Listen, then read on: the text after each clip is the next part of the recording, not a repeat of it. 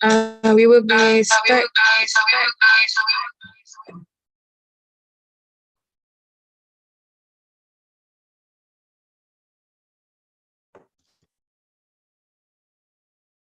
Hello.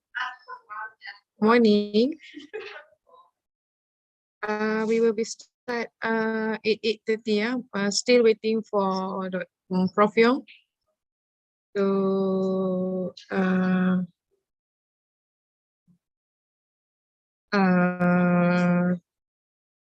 for this morning session.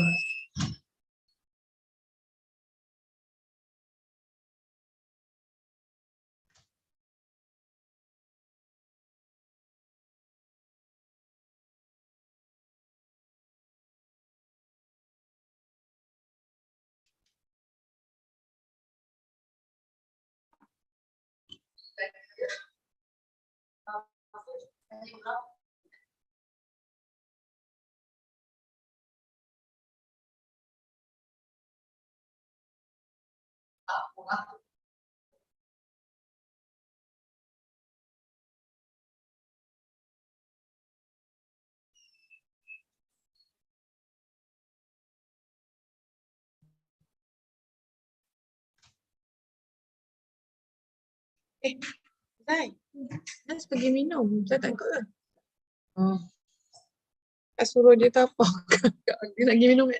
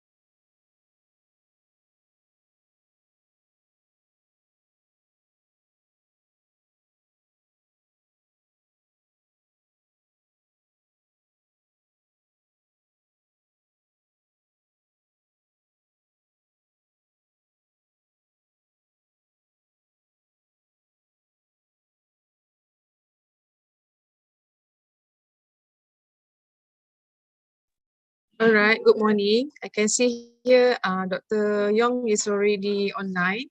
Dr. Yong, are you ready? Yes, I'm ready. Thank you very much. Okay, I'll pass over this morning session to you, yeah? All right, thank you. Okay, Doctor, over to you. Okay, thank you very much, Madam Organizer. Would like to have a little check on the participant.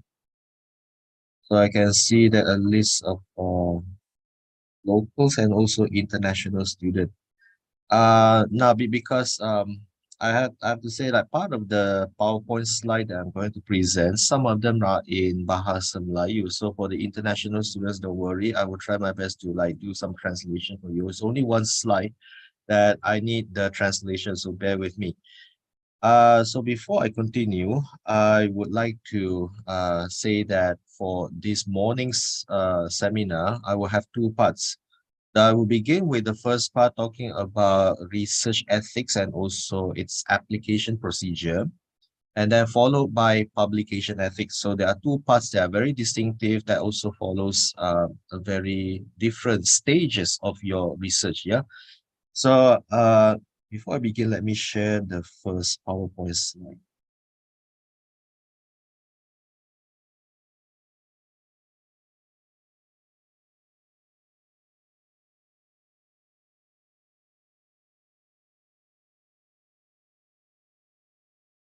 I believe you are looking at the PowerPoint slide that I'm sharing with you right now. Just want to make sure, is the PowerPoint slide now in is it clear now, the PowerPoint slide? Can you see it? Yes, doctor. Very clear. All right. Doctor. All right. Thank you very much. So I will going to start with, once again, the research ethics application procedure, which may apply to some of the postgraduate students that we're having this morning. But if you're not, just bear with us. It will be a short while that we're going to go through this part. So a little bit of introduction of who I am and where I'm attached to. So my name is Dr. Yong. So you can just call me Yong.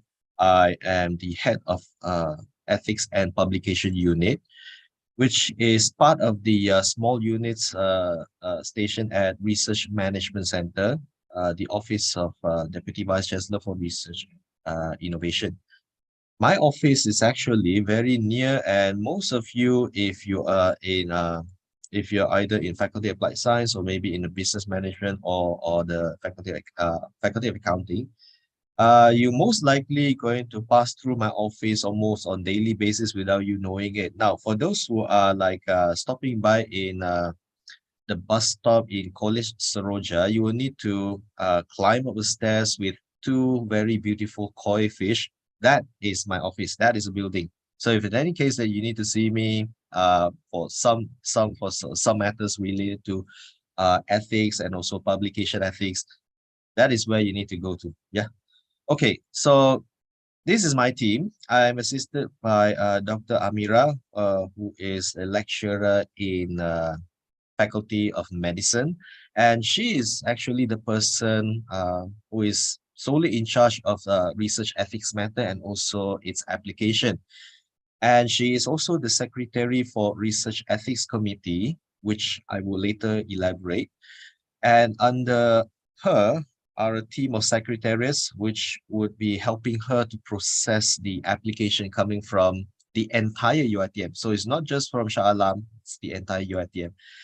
And also assisting us is Encik Muhammad Hisham Jamari, the research officer that is the secretariat, the head of secretariat for Research Ethics Committee.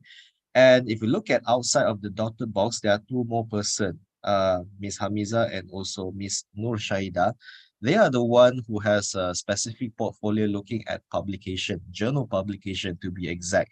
So she's actually put directly under me, handling matters other than the ethics. Yeah.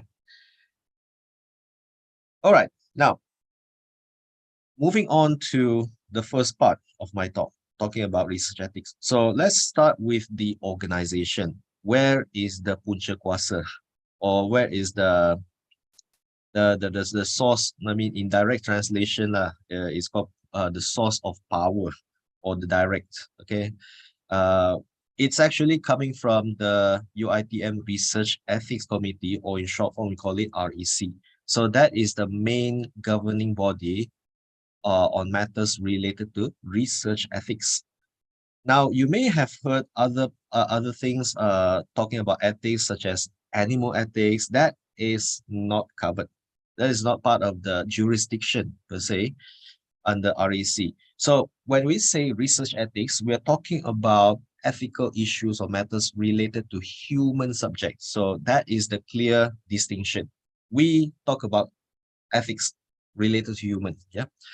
Now, beginning 2 years ago or last year, we have like a new structure in which some of the research application can be processed and also decided on a lower level, which is at the faculty, branch campus, or maybe in Center of Excellence. So Center of Excellence is right here, COE. Now, at the lower level, they are empowered to process and also decided application coming from students from coursework or maybe undergraduate students. So what about postgraduate students by research? That will be the domain of the REC, yeah, the main body, yeah. Okay, now why is that? Now, when you look at the bar chart that you can see right here, from 2019 until 2022, you can see that the number of application has been increasing exponentially. It's not just increase, it's increased exponentially. So during that time, REC has difficulty trying to cope with the large number of application, and that is why we empowered the college, the branch campus, and the faculty so that they are able to process application for students coming from masters by coursework as well as undergraduate. Oh yeah, I almost forgot. The chairperson, you can say the main person in the research ethics is Professor Dr. Raymond Azman Ali, who is the chairperson of REC. So if you are going to pursue your PhD or master by research, most likely, if applicable, if you need a research ethics approval, most likely you're going to present when he chairs one of the monthly meetings for REC. Yeah. So the secretariat is my staff that I've shown you earlier, the three staff that is assisting Dr. Amira, and they are assisting the research ethics committee, in which inside that committee it consists of various members coming from different faculties, different college, and so yeah, my staff actually process all your application later on. So once again, just to clarify further, I know that this morning we have a lot of audience coming from various background, various course levels, various types of postgraduate courses that you're going to take. So once again, by research or mixed mode, postgraduate students, like it PhD or master, your application will be processed directly by REC, yeah, the main body. However, if you're into coursework, master by coursework, or one more, undergraduate, which probably doesn't apply here because I don't believe undergraduate students are here. But anyway, if you're master by coursework, you can just fill in your form and let it process by the review committee under your department, like it the college, the faculty, or maybe the branch campus. Yeah? So just to clarify. Now, the first question is, do you need to apply? Now, that is a very simple question to ask, but very important one. Now, before I even tell you who needs to apply, the big question is, why do you even need to apply? Can you not apply if you are supposed to? Well, I would have to say that since you are all postgraduate students, there are a few key performance indicator or KPI you need to reach before you're allowed to sit for oral examination, viva, before you get a pass. Now, if not mistaken, IPSis has already imposed a few criteria or conditions to all postgraduate students. Like, for example, if you're a PhD students by research, you should publish 2 articles or 3 articles coming from your research before you're allowed to sit for examination, and and likewise for master students too, if not mistaken. Yeah, 1 or 2. Now, when you publish, there will be some time that you will be asked plenty of questions. One of which is, have you obtained ethics approval? Now, for those who are not sure why you have asked this question, majority of the high impact journals nowadays will ask for that. It's no longer an option. Majority, yeah, if not all. So I think it is good idea for us to like start early, be prepared. I know you haven't think of the publication just yet, not yet, but it's better for you to know now that majority of them will going to ask for ethics approval if applied to your research. So it is good idea to start applying now. Otherwise, so what if you don't have the ethics approval? The answer will be they will straight away reject your paper without even reviewing it. So that is a risk that you need to consider if you really want to publish a lot of papers in high impact journals. So the answer is always apply, always consider to apply. If it's not applicable, I mean, you're going to have a fast decision. Yeah. So it won't hurt. Okay, so the first question is who needs to apply? That is compulsory for all UITM researchers, especially research project. Yeah. Now, students, if you have a supervisor that have a research grant registered under UITM, you should apply. You should apply under UITM's REC. Now, for your information, UITM is not the only university that have research ethics committee. Other universities may have it as well. And some of the ministry, like Ministry of Health, they also have their own research ethics committee. However, if you are registered as UITM student or your supervisor as UITM staff has a grant registered in UITM, you have to go through UITM REC. So it's quite safe to say all of you should go through UITM REC. Now, sometimes non-UITM researchers, or you can call them outsiders, non-UITM staff or non-UITM students, sometimes they also apply through UITM REC. Maybe because I mean, or for some reason that I don't know, maybe they choose us. So we also entertain this third party right here. Yeah.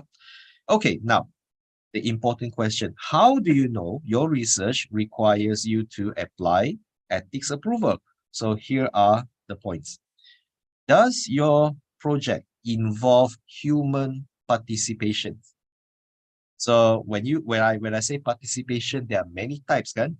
Either you involve directly or indirectly.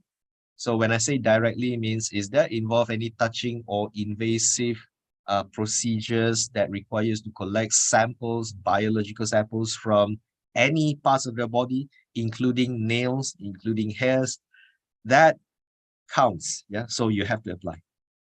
And usually when we say invasive, that is usually part of the clinical trust. Clinical trust, usually they apply in life science, in students, usually students from the faculty of medicine or maybe dentistry, that have procedures that need to cut open any parts of human body. That is certainly needs ethics approval.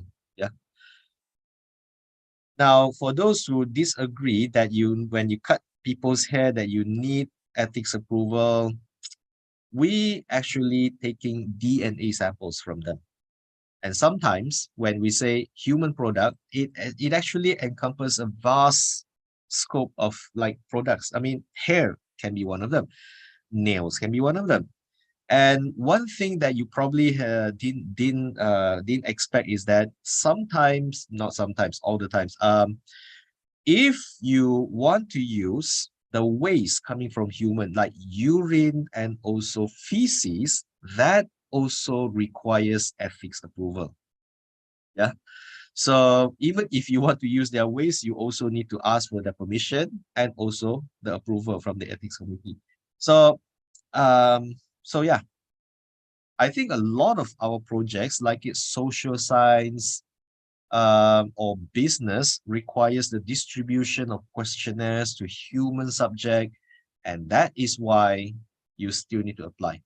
Although I would have to say, if you're into social science that uses questionnaire for human subject, that usually count as minimal risk and would usually be either exempted or expedited. So that would be the best case scenario. But for postgraduate students that are into medicine, in medicine, pharmacy, dentistry, that needs to like have physical contact with humans. So yeah, that will be usually counted as more than minimal risk and part of clinical trials that usually mandates you to get ethics approval. Now, just now, like I said earlier, what about animal studies? Now, I believe that some of us here, especially in the discipline of science, we tested a lot of our experiment using animals like mouse, rats, rabbit, or monkeys. That also have some ethical issues on that one. So for the welfare of animals, that comes under the jurisdiction of UITMK. Now, UITMK is a completely separated committee outside of RAC, and currently they are housed under the Faculty of Pharmacy. Okay, so if you use animals subject, you will need to apply through them. Okay, all right. So how to apply for research ethics approval? Let's start with the knowledge. So number one, you will need to understand the guidelines and manuals. So where can you get the guidelines and manuals? You can easily go through this portal, www.racuitm.org. So inside this website, it has a lot of information that you need to know regarding research ethics in general, yeah, the knowledge, and also the procedures and application forms that you will need to use to apply one for yourself. So make sure you go through the guidelines and manuals. Now, once you have gone through all these things, number two, of course, you download the application forms where applicable. But nowadays, we are trying to use a system. We call it RED system, Research Ethics Depository, in which applicants can use this system to apply for research ethics approval. Now, currently, we are mandating students who are into research mode to use RED system. Students in coursework can still use the application form and fill it manually and pass it through their ERC. Okay, so number three, complete the application form. So by meaning complete, I would say each field, each spaces in the application form will need to be filled. Do not leave any space empty. Otherwise, it will cause any delay because we can't fill it for you and we're going to return it back for you to be completed. Yeah. Okay, so once you have completed the forms, then of course, obtain endorsement from coordinator. So this coordinator will be a person under the department where you do your postgraduate studies. So if you're in a faculty, that will be there. College also have one, as well as the branch campus. So this person will going to screen, yeah, they're going to screen your application, the first person to screen it. And if it is applicable, say research by coursework, for example, by coursework, then this person will going to pass it to the committee, yeah, the ERC, the ethics review committee under the faculty, the college, or the branch campus for decision. Yeah, that is the power given to the ERC from college, faculty, or branch campus to decide any ethics application coming from master by coursework only. Yeah, only by coursework. Now, after that, you are going to submit, and then it will be processed by ERC once again. Or if you're into research mode or mixed mode, it will be forwarded to Research Ethics Committee at Shah Alam, where it will be processed, and probably it might involve some presentation. Probably not all, just maybe some that like for example, usually clinical trials that will require presentation usually. Yeah. Now, if nothing happens, then the ERC or REC will going to make a decision, and either you got accepted, I mean approved straight away with no correction, and sometimes they may even given you the approval with a few conditions. Now, if they give you conditions, that means they need you to do some correction. So once you're given this correction, then they give you the approval straight away. But there are certain cases that they give you a revision and they haven't give you a decision just yet. And so that's why you will need to like make correction as soon as possible, and then come back to REC or ERC for presentation if required. So students, don't be afraid of the presentation. Very rarely we're going to ask you to present, because whatnot, there are too many of you, and usually a presentation is only required when your application is more than minimal risk, particularly clinical trials. So for students in coursework, in master by coursework, in the area of social science, usually it's either expedited or exempted altogether. Yeah. So that is a general process. I haven't even go through the forms just yet, but once again, this is a stage. I know that some of you are still confused, so I need to stress out one more time. Postgraduate by research and mixed mode, straight to REC. Master by coursework, that can be processed by the college, branch, and faculty ethics review committee. Okay.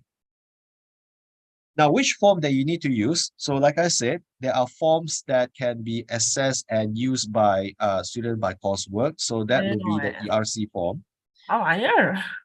Whereas if you are the postgraduate students by research, you are going to use the RED system. Okay. 没有。 Okay, so these are the equivalents, I would say, the application forms that you might be required to use. And there are a few codes that you can see right here, RED system, REC1, ERC1 until ERC4. Now, they are actually the equivalents, yeah? Now, let's say if you are in master by coursework, you will need to fill ERC1 until ERC4. Now, once again, not all forms that you will need to fill, but there are two forms that you will need to fill, which are ERC1 and ERC2. Now, what is ERC1? ERC1 is the main application form, yeah, in which the information that you need to fill in the application form mirrors exactly your research proposal. Okay, so whatever that you have for after your defense will be given proposal, at the end. all those information will need to be filled in For attendance force. Okay, now for ERC2, those are the participant information sheet. So if you have information that you need to fill in right here, just put it inside. The other part, like for example, the ERC1, ERC3, and ERC4, those are the ones that the research review committee will going to use to distinguish whether your application is a minimal risk or more than minimal risk. Okay, so how do we distinguish? We use ERC1, which is part of the application form. Anyway, now for assent form, this one you will need to fill only if your research involve human subject from the minor group. Minor group means children or maybe young adults, I would say, like in teenage years. So those are the ones that we consider as minor, that probably have no capacity to make a good decision for themselves, probably. So if you have babies, children, and whatnot, those are the forms that you need to fill in. Now, if you feel like your application, your project can receive an exemption, I mean, whatnot, just fill the ERC4 forms, yeah. So these are by master by coursework. However, if you're into postgraduate by research, either PhD or masters, use the RED system. Now, majority of the questions that you can see in ERC form, they are already in the system. Now, what's good about this system is that the secretariat, which is my staff in RMC, once you have submitted the application, we can see your progression.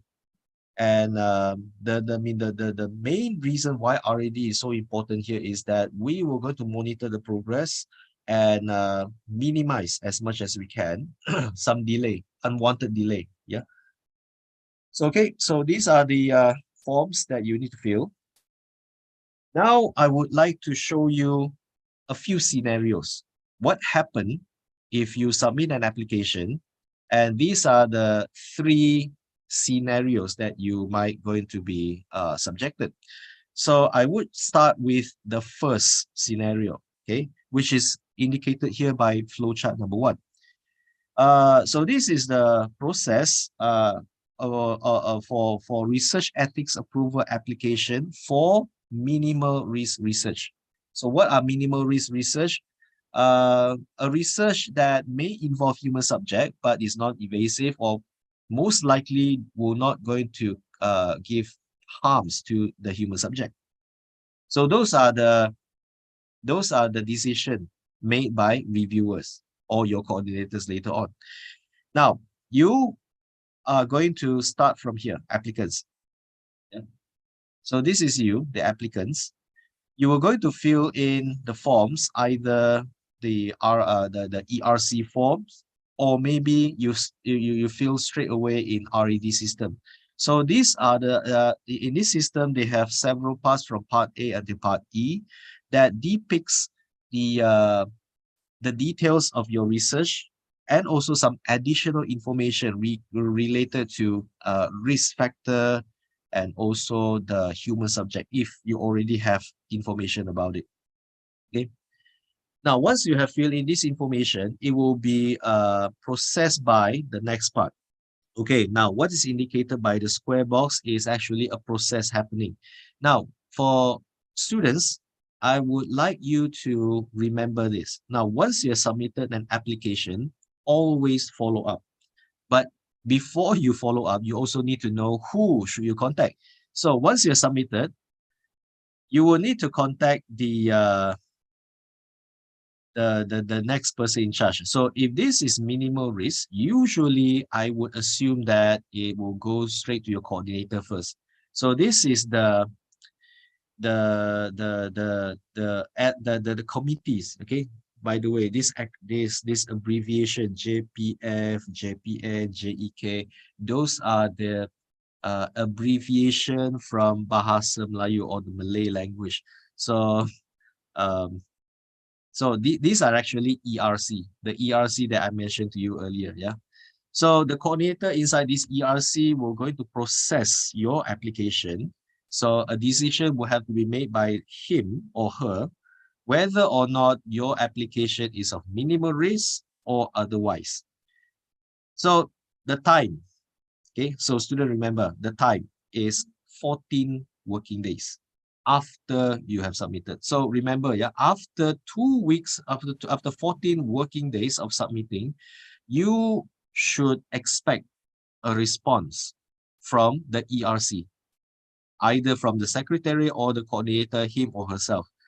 So once you have submitted, you need to check back. Otherwise, you have to keep on follow up, yeah, to get a response. Okay, so once that is done, then the coordinator will going to decide whether or not you will need to be granted an approval because of your minimal risk after a reviewing process. Now, this reviewing process, sometimes it is done by the ERC or the appointed reviewers. So they consist of the REC members or maybe the associate members that will process this decision. So this diamond shape represent a process that will involve a decision either to approve or to reject. Now, there are two possibilities.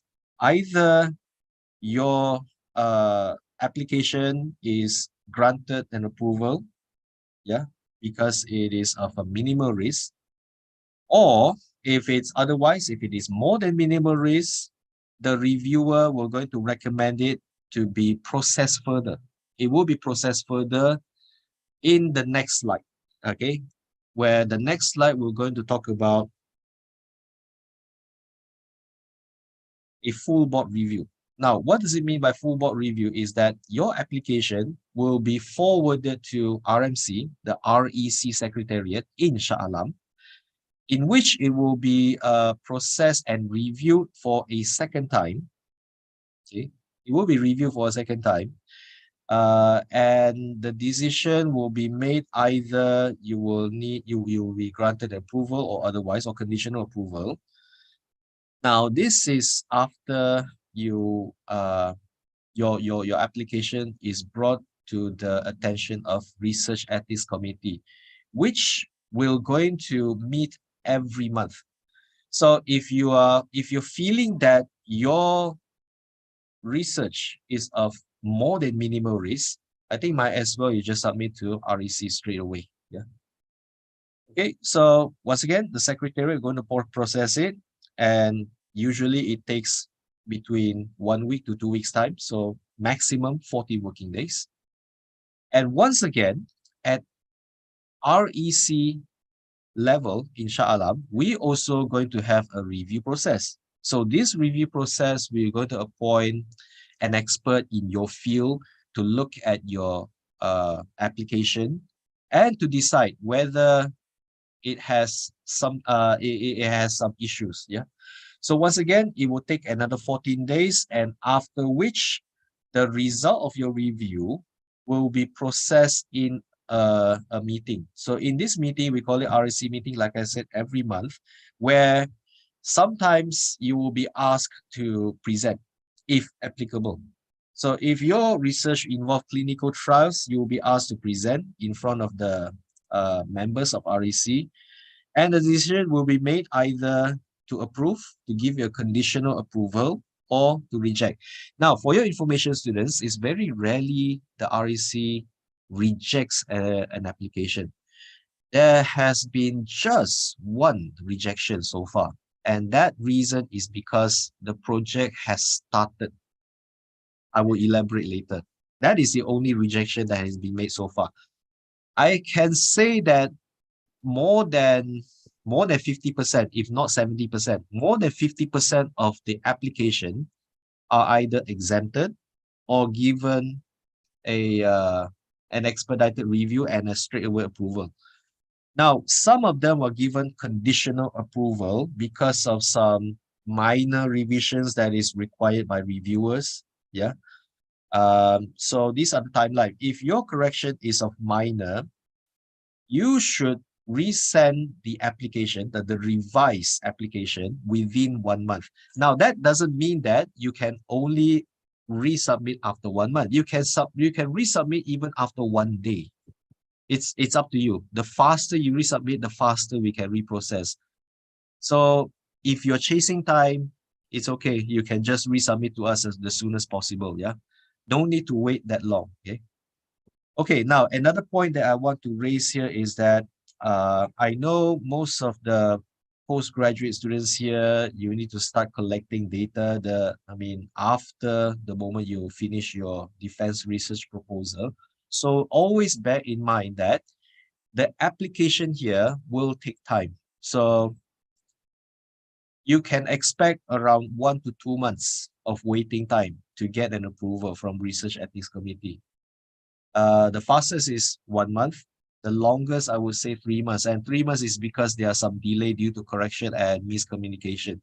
But one thing that you need to remember also is that if your application will be heard in REC Shah Alam, your ITM Shah Alam, remember that the REC always sit for a meeting on the 3rd Tuesday of each month. Okay, so the third Tuesday of each month, remember that. Yeah. So if you have any application that needs to go into REC, make sure that you know this date. Yeah. Okay, so now, okay, one more thing to add is that if your research is involving clinical trials, you will need to submit the monitoring and ongoing studies form. So there is another form, REC6, which only applies for people who are conducting clinical trials in their postgraduate studies. And this monitoring report will have to be submitted every 6 or 12 months upon approval. So if you're doing your PhD for 3 years, that means you can get ready for 3 forms. Yeah, you have to submit your progress. Yeah. Okay. The third scenario, the ERC flowchart here. Now, this one would be applicable to postgraduate students by coursework in the college, faculty, or branch campus. So once again, you start from here. You fill in the forms. So these forms are PDF format. Some of them can be available in Word format. So you fill it in and you send it to your coordinator. Coordinator will process and give a decision whether or not it will be reviewed. Okay, so once you have an approval to go to a review, an expert, once again, will be appointed, and then they were going to sit for a meeting and give you an approval. So once again, from my experience, most of the application received at the college, faculty, or branch campus level, the ERC level, they would usually grant you an approval or expedite review. So the decision will usually receive in 1 month's time. As you can see right here, 7 days in the secretariat, 7 days in the coordinator. Then the review process may take a bit longer, 2 weeks. So beyond that, all the decision can be obtained. Yeah, your approval or the decision will be obtained within 1 month. Yeah. So this is only applicable to coursework, yeah, master by coursework, in which the decision made by ERC will be endorsed at the Research Ethics Committee at Shah Alam. So there won't be any further evaluation. So the evaluation is at the ERC level. Okay, so these are the 3 scenarios. And at some point when you are filling in the forms, yeah, at some points you have to make a declaration. So let's say if you are postgraduate by coursework where you need to fill in the PDF forms, you will be made to declare whether your project is of a minimal risk research or more than minimal risk. Of course, if we don't want any trouble, usually we're going to pick the first one, minimal risk, so that it got processed straight away. But you have to remember, in this application process, there are at least three persons who are going to evaluate your application. It begins with your coordinator, then the reviewer, and finally, the research ethics committee. So very unlikely that your application will going to go through simply because you tick the first box. There are people who are going to evaluate it. However, don't wait too long. I mean, thinking which box should you tick. Even if you make a mistake, the reviewers or the coordinator or the members in the REC will going to correct you. Okay, so you just submit and let us process, and there are no penalty. So don't worry. If you mistakenly tick any one of these boxes, don't worry, there are no penalty. Yeah. Okay. So on another way, if you're in a postgraduate by research, then everything is done under RED system. Okay. So basically, this is the process is about. Now, this is the slide that I think I need to do Good some morning, Prof. translation. Yes. Can I ask one question? Because I really need to know. Can you give an example? What is the criteria of minimal risk in order to apply ethics application? Okay, so the examples, as I know, are those that only involve indirect communication, like for example, social science, you distribute questionnaire, okay? And these questionnaire are designed in a way that it does not reveal the identity of the human subject. That's number one. Okay, it has to have some confidentiality, and it protects the identity of the human subject. That's number one. Number two, it only involves adults that can give consent and also make decision by themselves. So by saying that, minors, if your project involve minors, children, that will be more than minimal risk. Okay, example. Or number two, human subject or people in vulnerable group. That means people who are, like for example, if you need to interview disadvantaged group, like for example, sex workers, or maybe immigrants, illegal immigrants. Yeah, those are peoples that are in disadvantage and they may be impacted by participating in your research. So those are also categorized in more than minimal risk. Or maybe even people who already have illness and participate. So those are the ones that usually will go to more than minimal risk. Beyond that, except that, if you can ensure that your human subject is adult, and you don't have any physical contact or non-invasive invasive procedure, usually that will go to minimal risk, and you will get your approval in 1 month's time, usually. Okay, so is there any more question? Okay, thank you very much, Doctor. Prof, Okay. can I ask you something? Yes, sure. Okay, let's say that my sample is I think is a vulnerable, is a pregnant woman. I'm doing an experimental study, but the only thing is the experiment is only the education method. So is that so it means that I have to submit my ethical I have to get ethical approval from REC Shah Alam. Does all your human subject pregnant woman? Yeah. Okay, I would say yes. But don't worry, because what if you send it directly to UiTM Shah Alam, the members inside the research ethics committee will deliberate whether or not your research project is counted as more than minimal risk. But from what you said, I am more inclined to more than minimal risk, but it's non-clinical. So it won't going to take too long. So it's non-clinical, it's more than minimal risk. So yeah, you should go straight to UiTM Shah Alam, REC. So my ethic form just straight away go to Shah Alam, no need to go to my faculty first. I think you need to go to your faculty first, because they will be the first one to screen it. And for your information, once your coordinator screen it, this person will going to forward it to Shah Alam. Oh, I see. Okay. Okay, thank you, Prof. Okay. All right. So if there is no more question, then I will continue with this slide. However, international students, my apologies that this slide is not yet converted into English version.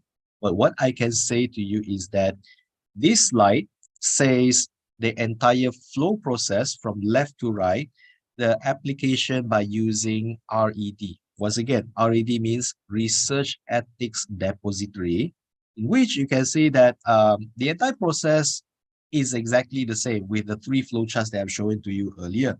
It's just that everything is done online under the RED system. I would say this one is exactly the same with the 3 flowcharts that I've shown you earlier. And therefore, if you're not so sure what is inside here, no worries. Just look back at the 3 flowcharts that I have shown you earlier. Yeah. So I don't think I need to explain further. It's just exactly the same as the 3 flow process that I've shown you earlier. Okay. So once again, the application form. If you're undergraduate or you're master by coursework, fill these 2 forms. ERC1 and ERC2. Okay? And ERC3 if your research involved the participation of minors. Now, beyond that, if you are a postgraduate students by research, mixed mode, or you are staff, then you just go to the RED system, as you can see right here, www.racuitm.org/RED. So that is the system that you can fill in and make attachments of whatever your project details are. Okay.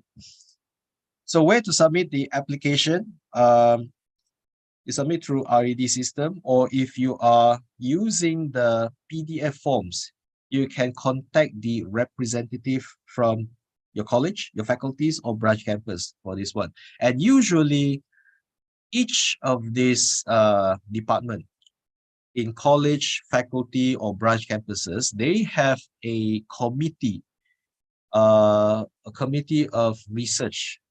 Okay, so under that same committee of research, usually the ERC panels, they also are the same people.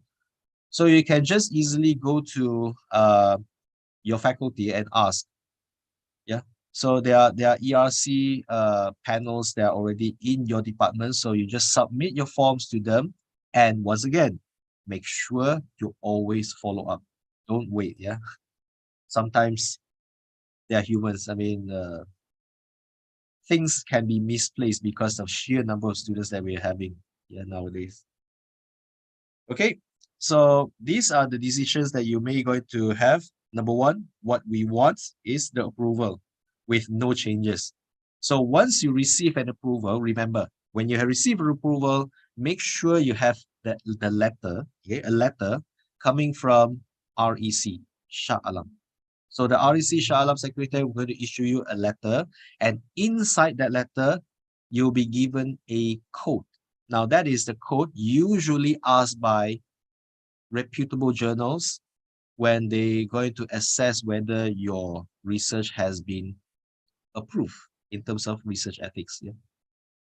So that is the best case scenario. Now, the second best is conditional approval. So they already given you the approval pending on whether you have finished your amendments or revision. So either is minor, which you should finish and complete that amendments within 1 month, or major amendments within 3 months. Now, there are very few cases that you need to re-present. So that is when the application is severely lacking in information. So we're going to send back to you. You're going to make amendments or major correction, and you're going to represent. It's still not yet considered as a rejection. Yeah. Now, the final one, the last one, which what we don't want is the rejection or not approved. Now, the last one, like I said to you earlier, was only given once. And that is because that project has started. So remember, your student, once the project has started, the REC cannot give you an approval anymore unless you change the entire proposal. The objective must be different. Then there will be a new application. So be careful, your student. Do not start collecting your data unless you have a decision, an approval, preferably from ERC or REC. Okay, so in case if you receive a conditional approval, so the applicants will require to submit the amended documents via RED system. So this system, like I said to you earlier, you use it. Or if you're master by coursework, so you can just prepare a letter indicating what is the correction, and then attach the supporting documents, if any, highlight where is the correction that you have made, and resubmit to the secretariat. Okay, so this secretariat either in ERC or REC, once again. So this process actually mirrors the process where you make a revision for your manuscript. Okay, so no worries. If you need more information, once again, the portal that you should visit is recuitm.org. That portal will have all the information that you need to know further. So before I end my first part of talking about research ethics application, once again, these are the team that will process your research ethics application. You can send it to me, but eventually I'm going to pass it to one of these people right here, Dr. Amira, usually, yeah. So she is the one who are going to process the application. Any research ethics question, if you want to ask her directly, that is her email. Or you can just easily reach out to any one of the REC secretariat. They should respond to you within a day or two's time. If they don't, let me know, yeah. Okay, so that is all from me. Thank you very much. Doctor, I have a question. Yeah, sure. My experiments involve working with rat or mice. So do I need to apply for REC and UITM care? Both? I would say just UITM care. Okay. Unless your project involve both humans and also animal, then you have to apply both. But if you just mice and rats, that will be UITM care only. Okay, thank you. Prof, I have a question too. Yep. I want to ask, just now you said that product used for human need to apply for ethics. So, for example, I'm doing experiment. My sample is cosmetic product. So, cosmetic product is used on humans. So, do I need to apply for ethics or no need? Yes, you need to. I have an experience doing that. Last time I was like doing some recovery work with human urine. Yes, I will still need to apply. But the good news is usually they give us minimal risk.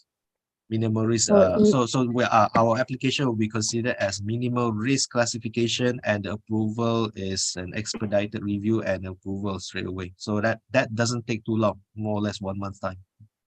So even though my experiment is I'm actually want to for example, I want to detect porcine in this cosmetic. So actually it doesn't involve human, but I'm doing experiment on the cosmetic. So I still need to apply. I'm not sure whether that would be counted, but let me see. Porcine, yeah. Does your research involve any animals? No, we are detecting the porcine DNA in the cosmetic product. For example, in cream. So actually it doesn't involve human. Only involve the sample is the cosmetic product. Yeah, to me So it I doesn't. wonder. Yeah, to me it does not require you to apply. However, have you discussed with your supervisor on this matter?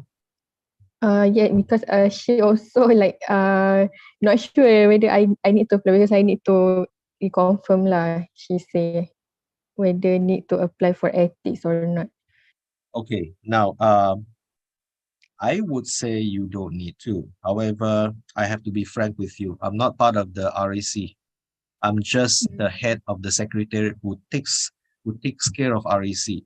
So the most accurate answer that you're going to get, I would recommend you to reach out to Dr. Amira. Yeah, you saw her email just now.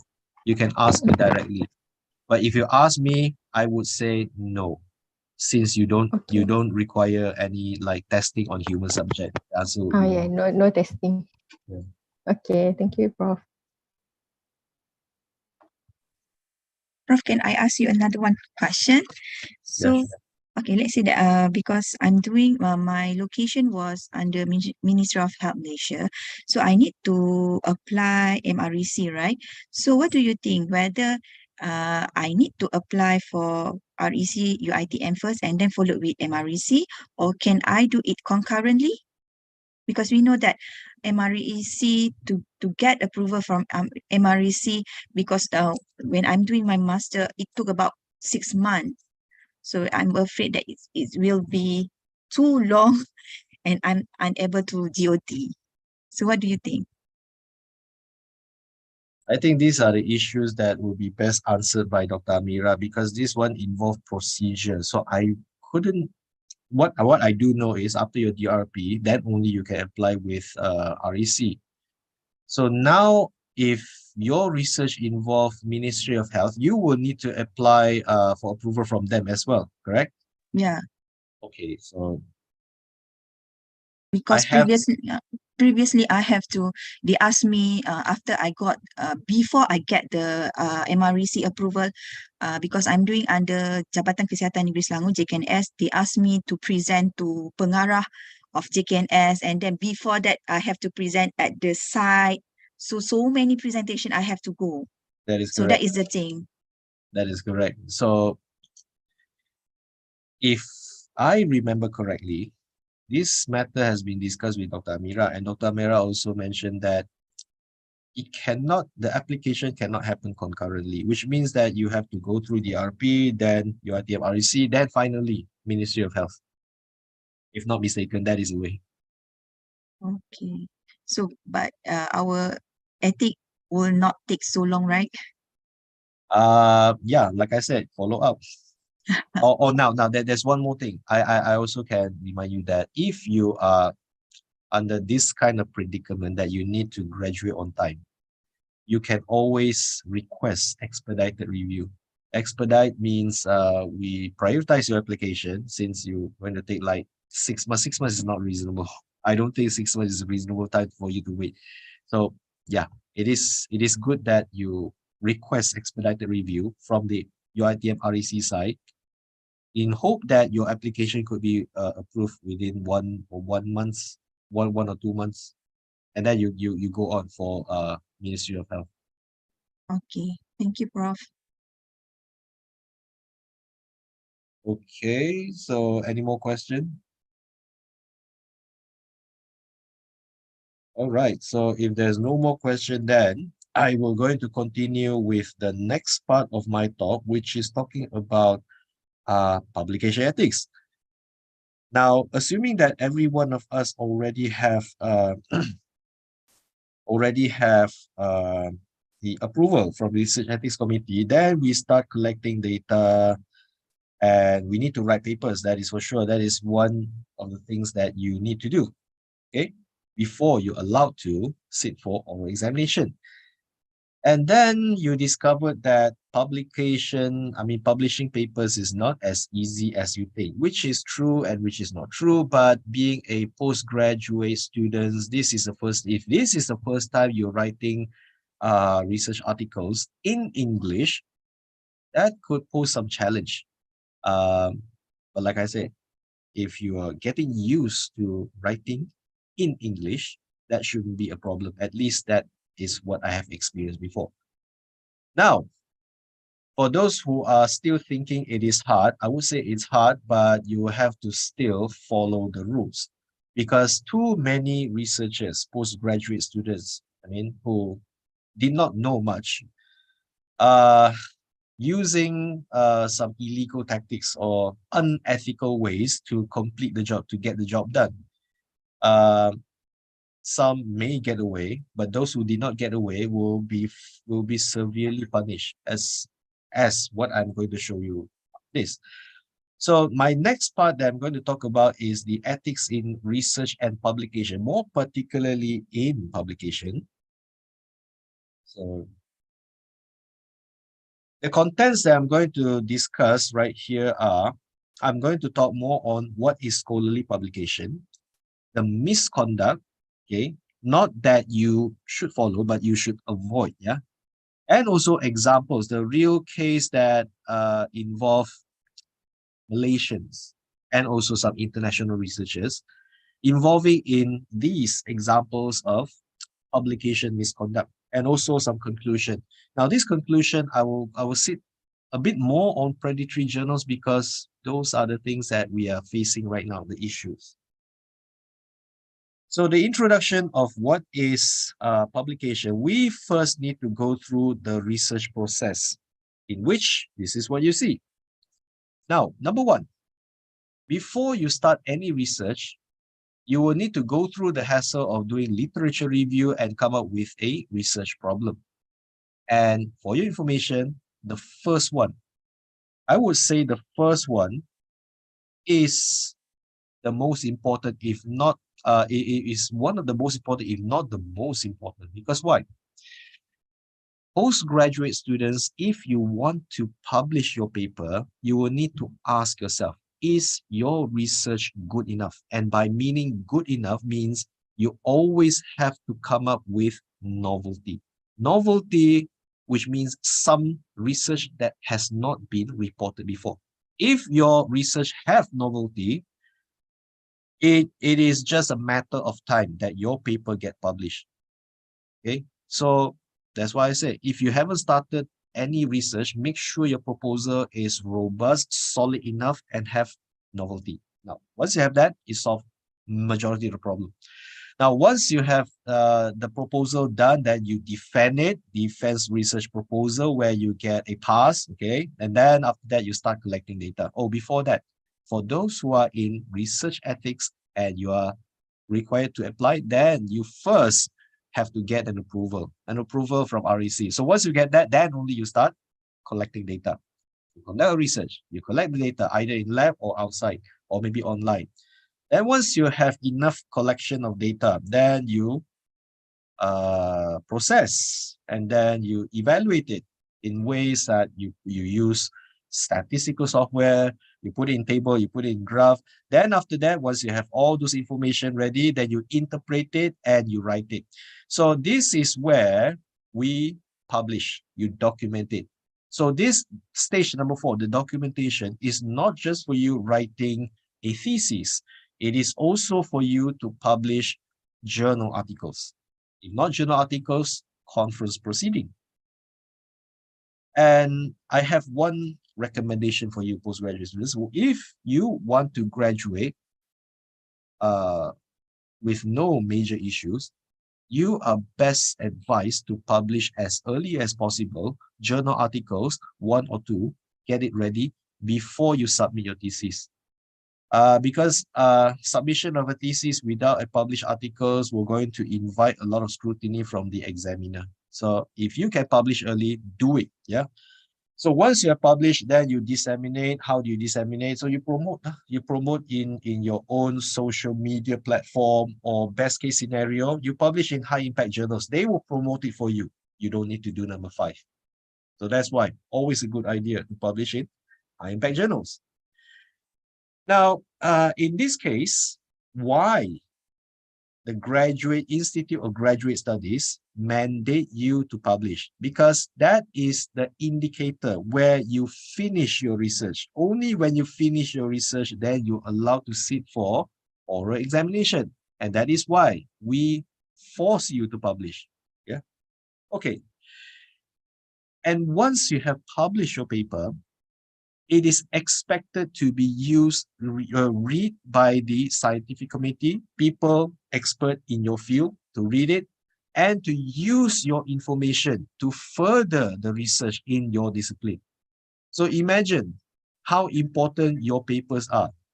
And that is why you should get it published. Yeah. And then the quality of journal is guaranteed through a strict peer review. So for those who don't know what is a peer review, peer means people like us. I mean, us by meaning us is the researcher.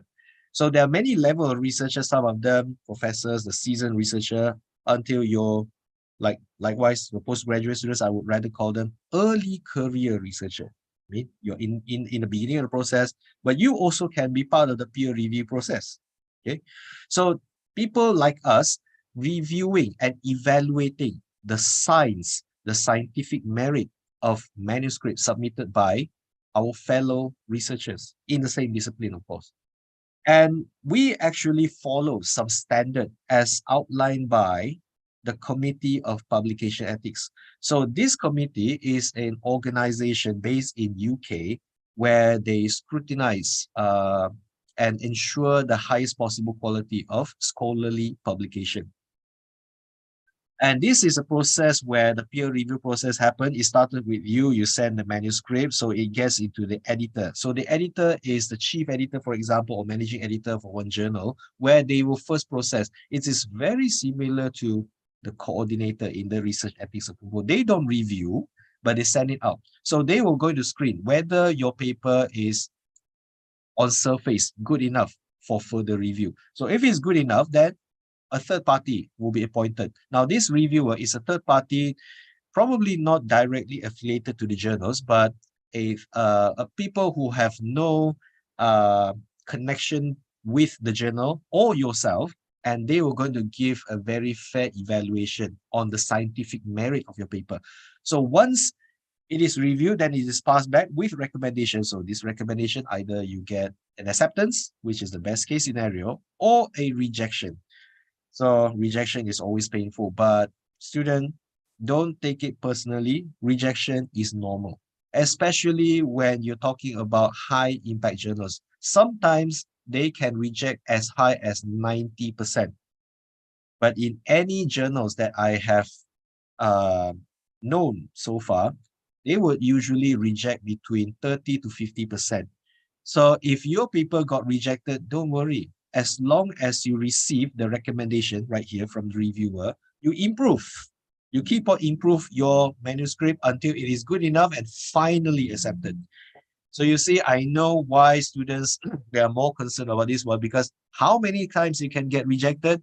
The answer is not many times, because otherwise you cannot graduate on time, which is true. I accept that, which is why the moment you finish your DRP, start writing and publish as early as possible.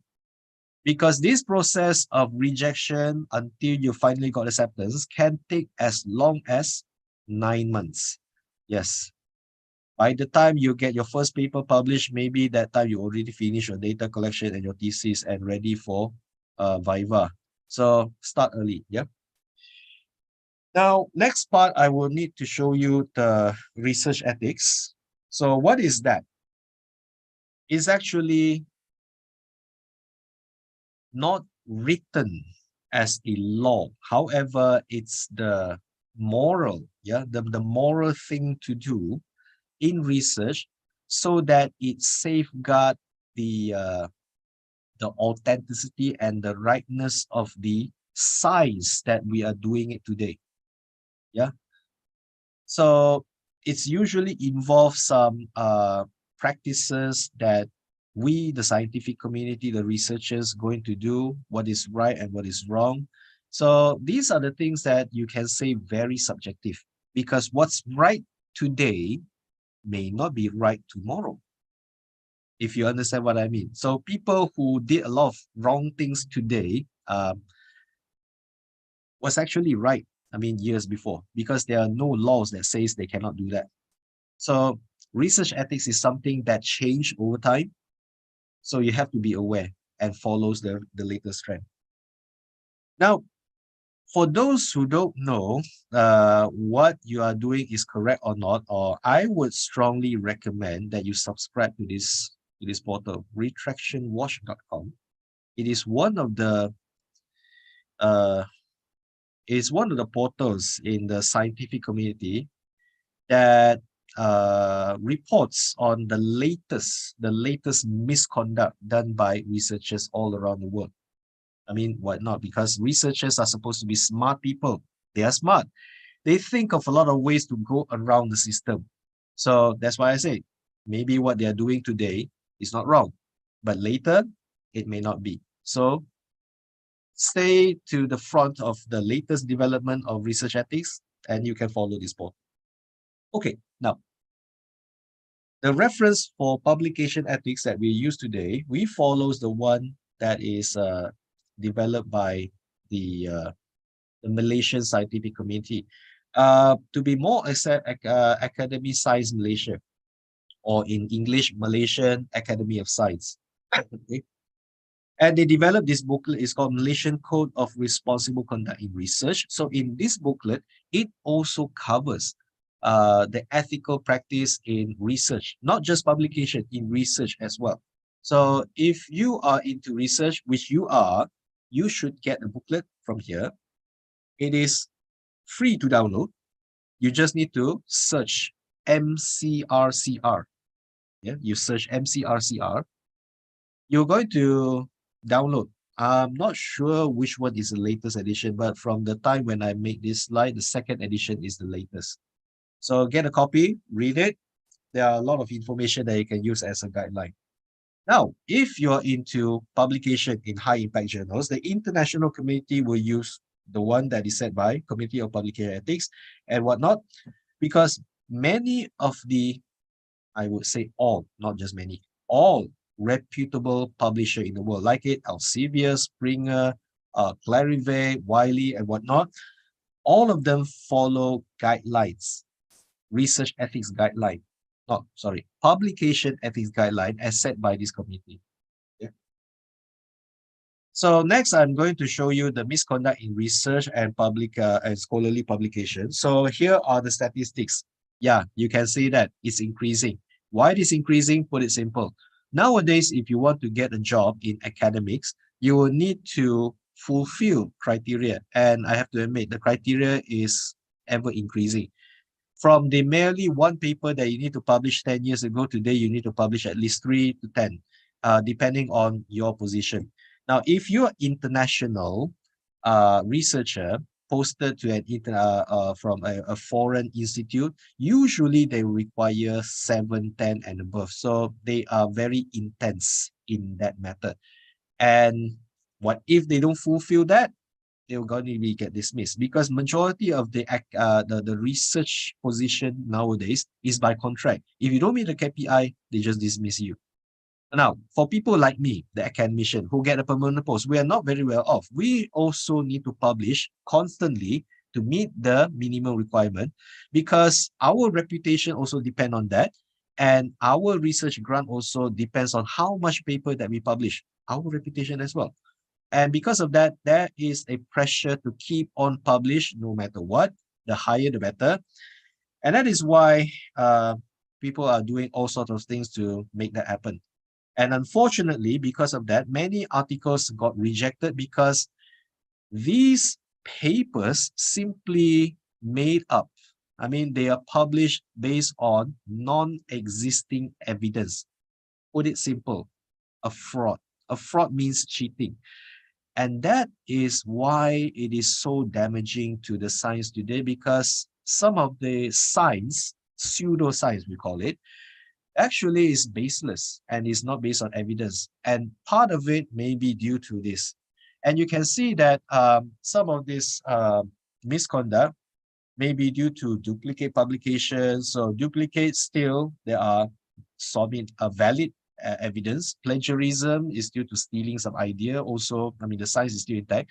But the one that is very damaging is the one on the red. Okay. So fraud and suspected fraud are the ones that are the damaging part of the science that we have today. And it has been increasing, unfortunately.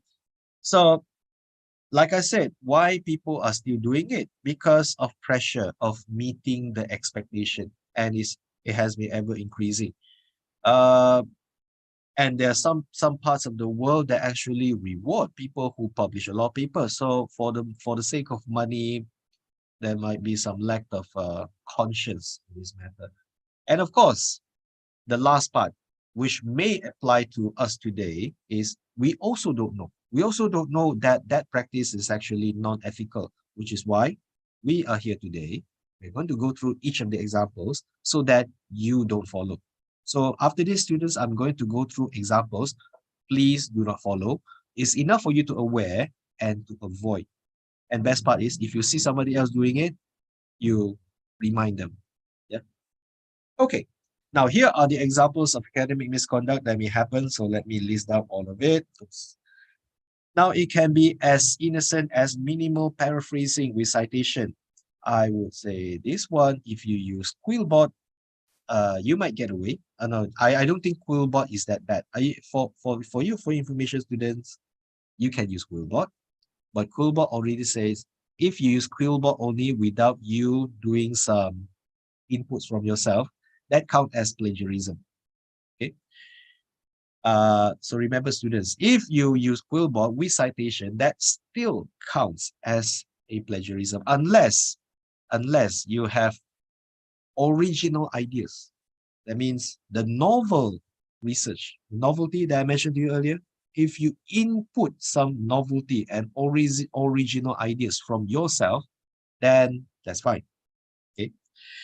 Now, the next one is redundant or duplicate publication, which I will going to explain later on. Presenting work produced by a consenting third party. So that is gift authorship, which I'll explain later.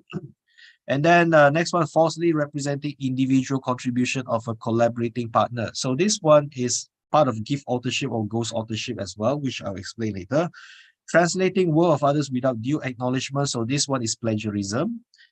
And the one in orange, those are the ones that are considered the severe form of academic misconduct and usually is punishable severely. So I will begin with number one. Copying from others and submitting as own work. So that is an intention of cheating. See that? Yeah. Okay. Second last, fabricating and doctoring data. Now this one is making up fake data. So the data is not derived from an experiment, but simply out of thin air. You just make it up. Okay. And then last one, non-disclosing conflict of interest with the intention to commit fraud. Now, if you look at the last three, the intention to cheat is very clear. And once this intention can be proven, I can say that majority of the pelaku lah, the people who committed these final three academic misconduct, usually they're punished by dismissal, or some countries they just put them in jail. Yeah, there are some countries that put these people in jail. Okay, now next one, I'm going to start by talking about plagiarism, which is very common. And I would say plagiarism is a main issue 10 years back, not today. But today we have a lot of tools that we can sniff out people who plagiarize. But still, it still happens. Now I'm going to list down all these examples that I have found from Turnitin. And these are the examples of plagiarism that people might have done it maybe most of the time without them realizing it. And for your information, writing a paper starts by collecting literature review. And it is not wrong actually to copy directly text from the literature, put it in your papers, and you can write it later on. That is not wrong. It's only wrong if you fail to paraphrase it and put a citation in. So as long as you put a citation and you make those sentences original, that means you make your own sentence, you are literally not going to have any trouble. Yeah, at least Turnitin is a one. By the way, for postgraduate students who want to submit any work, it is mandatory for you to get it checked using original, at least for this year. Next year, hopefully we got Turnitin. And the percentage that you should have is less than 30%. Okay. Now you can use a lot of tricks on paraphrasing. Either you copy and use Quillbot to rewrite it for you. You can also mix and match. That means you take passages from several sources and you mix it up. That looks original, but it is not, unless you use your own sentence to write it.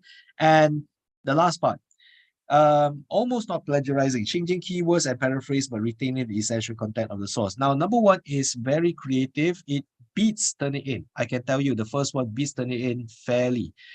However, it may going to kill your supervisor because changing the keywords may not be a suitable idea. Some of the keywords, they cannot be replaced. And if you change it without thinking twice, your supervisor will going to throw your proposal straight at your face. At least one student did it to me and almost caused me to do that.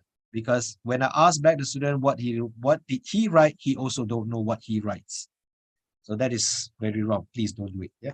Okay, number two, includes proper citation to source, but paper contains almost no original work. So if you put in the sources and write it, that looks like a review. But if you're not writing a review, so please put in your original idea. I mean, things that comes from your word, from your sentence, and from your work. And finally, include proper citation, but relies too closely on text original wording and structure. Now, number three, some people may not even bother, because as long as you have citation and as long as the similarity index is low enough, usually it doesn't raise any matter. But then again, high impact journals will reject it because they will always ask, where is the originality? I mean, your data. See that? Variety of plagiarism misconduct, but usually those who got punished are those that have high similarity index. So please avoid it. You can use Quillbot, but please don't over rely on Quillbot. It is a useful tool, but don't just depend on it. Now, this is the you can say the ancestor of Quillbot, which is very bad in their work. You can see that I tried to paraphrase the sentence, I did not plagiarize this essay, and they come back with a very weird sentence, which I also don't understand. So yeah, don't trust AI. AI is here to help you. You must always check what AI gives you, and do not ever use ChatGPT only. You always have to check back ChatGPT. ChatGPT, I know is useful, but sometimes they can fool you. And one more thing, ChatGPT also can give you a reference that do not exist. I know you like ChatGPT, but be careful. They also can give you some trouble, yeah? Okay, so cases of plagiarism. So in 2014, that happens like 8 years ago, more than 8 years ago, 9 years to be exact. Now, this one, I picked it from a news portal in Malaysia. During that time, there was an election, and there happens to be one professor that is very vocal against the government, maybe because of assassination politically that he got this trouble, but nothing changes this one because it indeed happened. Now, what happened is that the thesis was written based on a source without citation, and the worst part is that it is exactly the same word by word from the source. Now, what happened is that this happened in 2004. So imagine this one. The implication is 2014, but the wrong thing is done in 2004, 10 years before. Now, that is because in 2004, there is no technology to discover this one. Turnitin only is launched in 2012. So the lesson here is that, or before that, this professor only got promoted, but the moment he got promoted, straight away he got retired early because of this matter. Now, usually during that time, anybody who committed any academic misconduct usually will have to resign. But this person, yeah, he decided to retire early. I mean, it is also a way of like resigning as well. But if you do this in Western countries or in Korea or Japan, it's a straight dismissal. If not, sometimes people can bring these people to court. Now, the lesson here is that if you do the wrong things today, doesn't mean that you're going to escape it forever, because you don't know whether technology will catch up. Now, this is an example here. There were no Turnitin when this happened, but 10 years after that, people got Turnitin and people discovered this one, and because of that he got dismissed. Yeah, so don't think that we can escape, because technology, you never know, will catch up to us. Now, what about in UiTM? Now, we also know that there are some issues, but that one is like 20 years back, no, 12 years back, because during that time there is a survey conducted by INCA. There's an institute that boosts that increase quality in teaching. So we discovered that half of the students admitted to have plagiarized, and they also know who did that. So as if like the culture of plagiarism is really bad during that time. Everybody plagiarized. But starting in 2012, UiTM began to subscribe to Turnitin, and today we are subscribing to Original, and we're still mandating students to check their work using Original. In case, in case your work, the similarity index of your work is more than 30%, there are two options.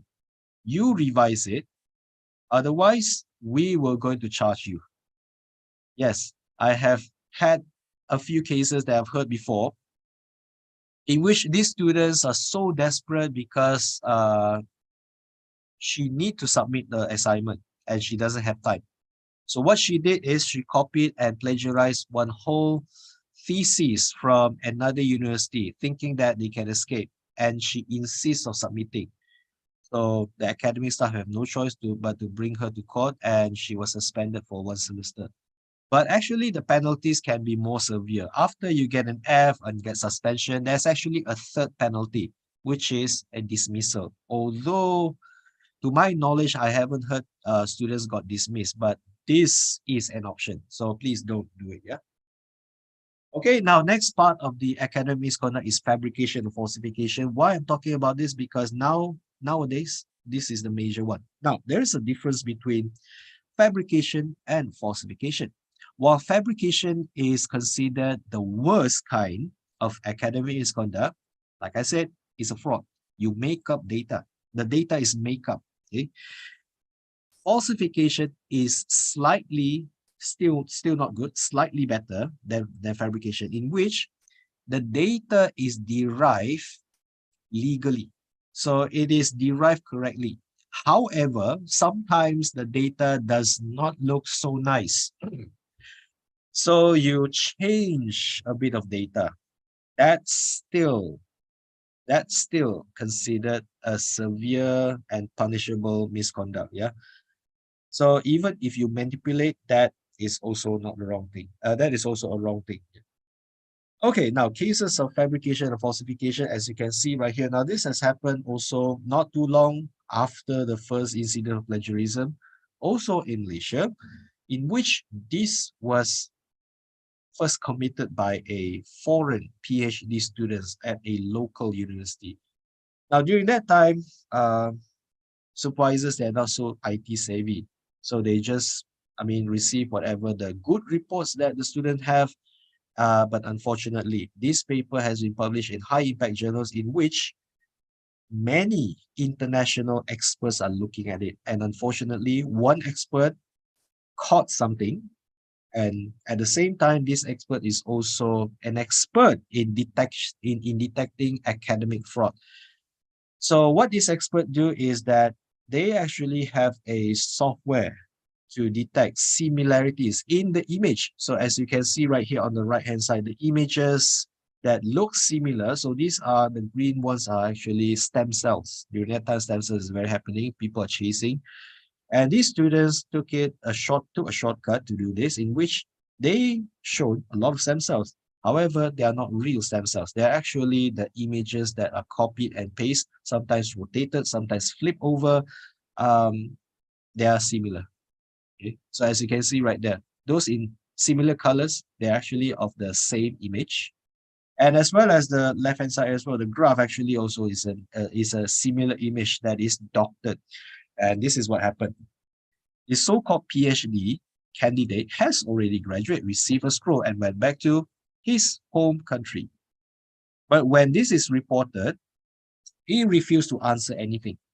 He refused to answer. He just shut down his all social media account, shut down his Google Scholar account, and the university has no choice because they really couldn't find anybody to defend this one. The paper, 3 of them, retracted from that journal. And whenever a retraction happens, that carries a lot of damage to the reputation of the students, as well as the supervisor and of course the university. So the supervisor has been investigated, but fortunately they are not implicated. Now I truly believe that the guilty party is the student. However, the supervisor is only guilty because they did not pick this up, which is very hard to pick up anyway. But since then, this university has a reputation of having all these things.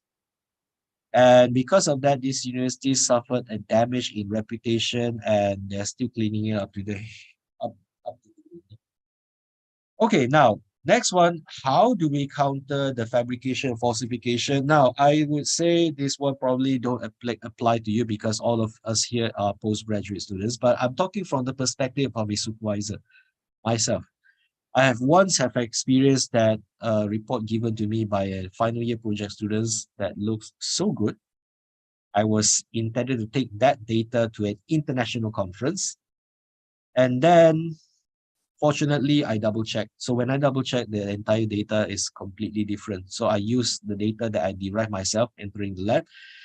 So what is the lesson? The lesson is that supervisor will always have to check no matter what, especially postgraduate students. So don't blame your supervisor if your supervisor asking you to repeat the experiment, do this and do that, because they need to double check whether your data is obtained legally and whether or not your data is is genuine. So they have to verify all your data. Repeating your experiment is normal. Yeah, so please don't blame them. That is their job.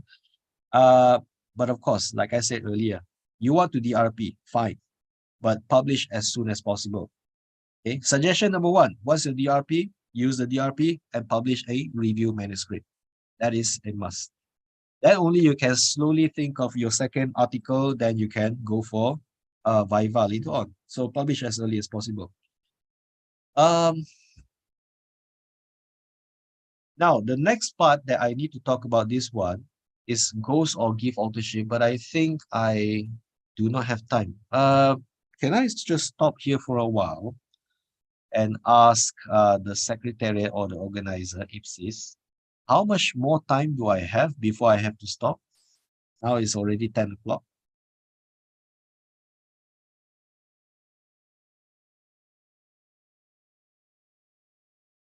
Can I just continue?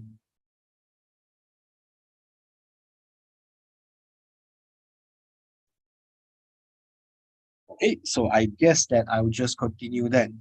Now, I'm going to continue with the give and ghost authorship by going straight to the important part.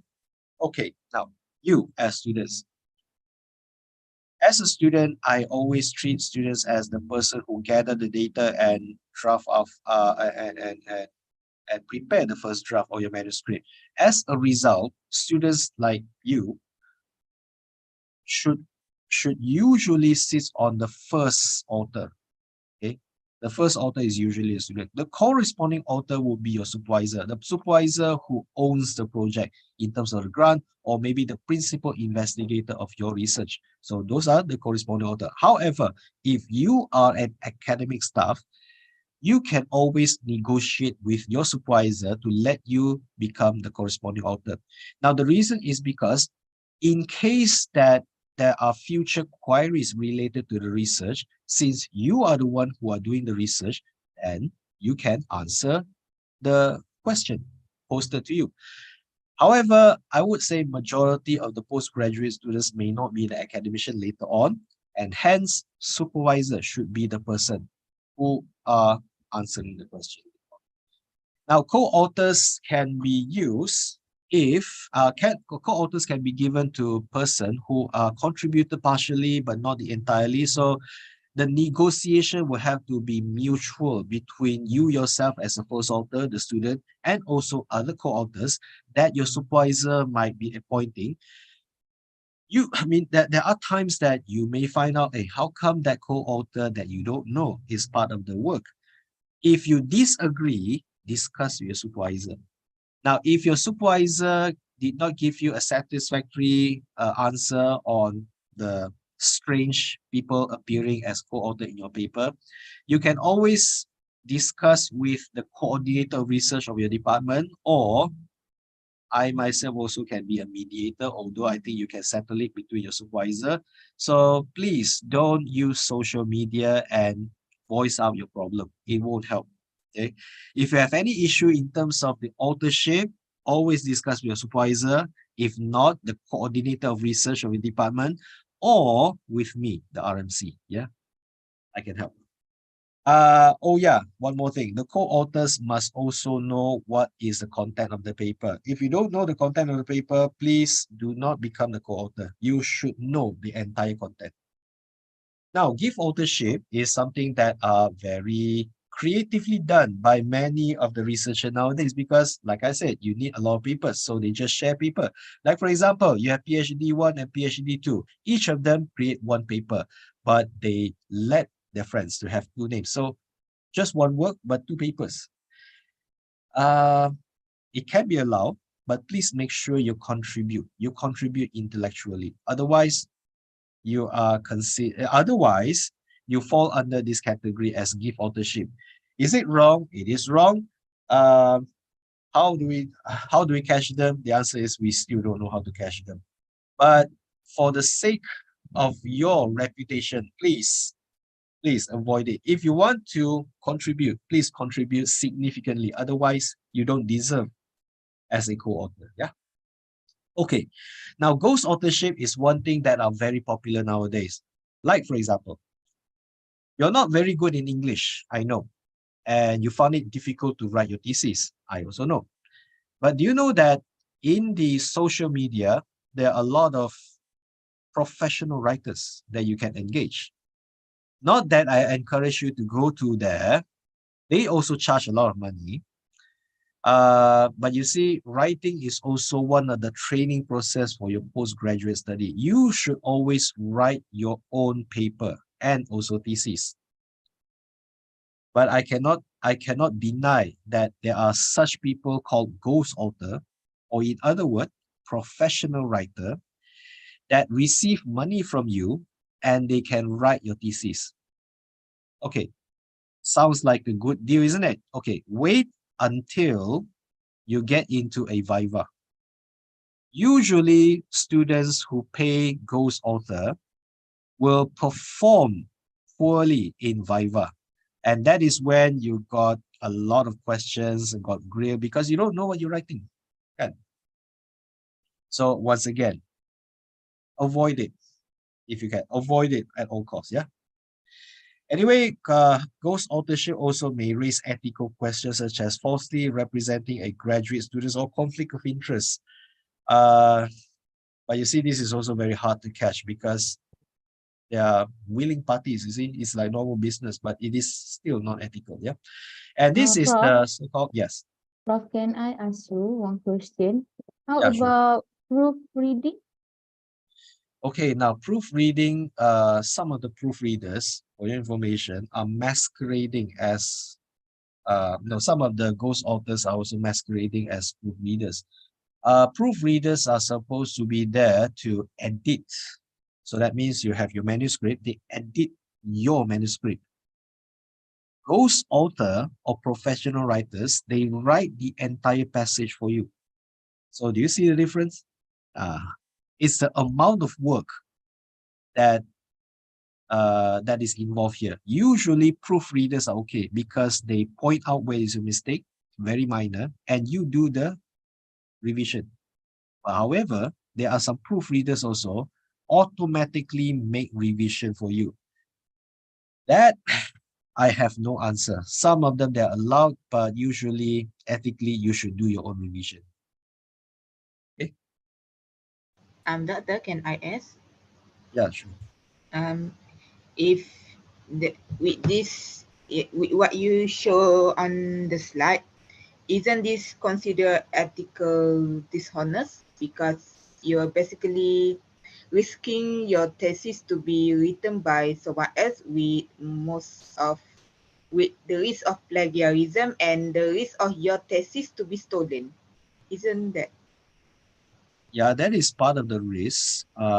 But what I'm not okay with this advertisement. Oh, by the way, I got this advertisement from Facebook, and I have already checked. I censored this phone number because it's from a country that I don't want to review. But particularly that country has a lot of professional writer and also scammer. So please don't engage. If you pay the money, that's it. Your money is gone. Yeah. So please don't engage them.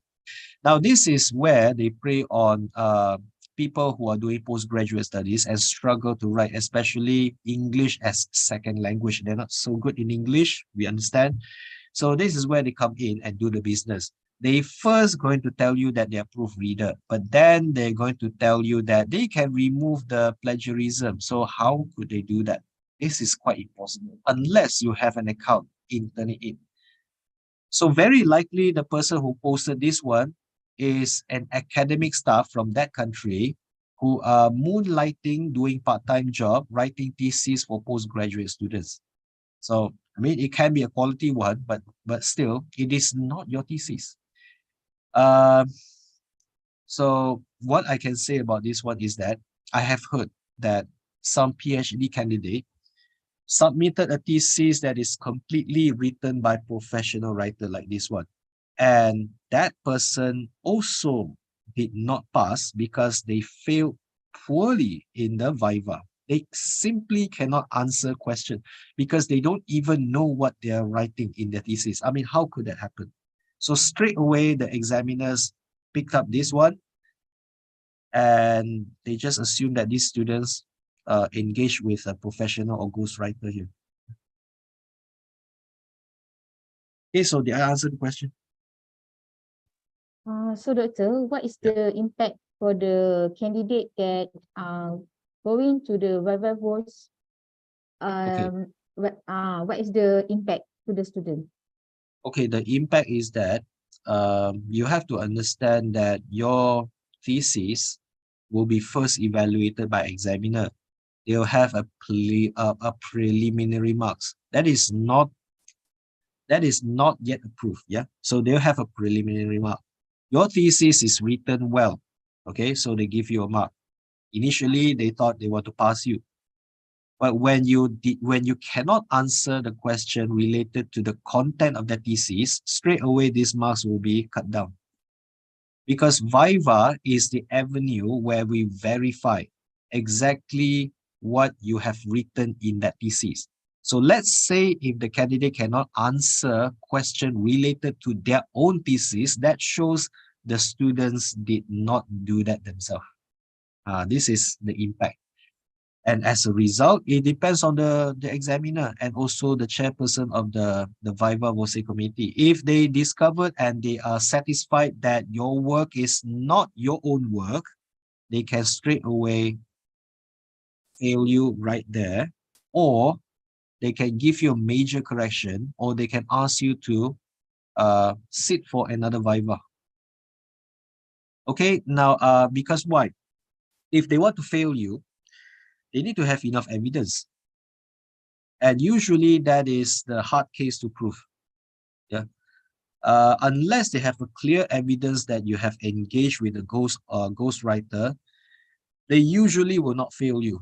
But then again, you're going to receive another Viva. Yeah. So why take this risk? Right? I mean, you better write your own thesis. And they also charge a lot of money. Okay, I think we're running out of time. Shall we continue? Yeah. Okay, I think we just continue. Yeah.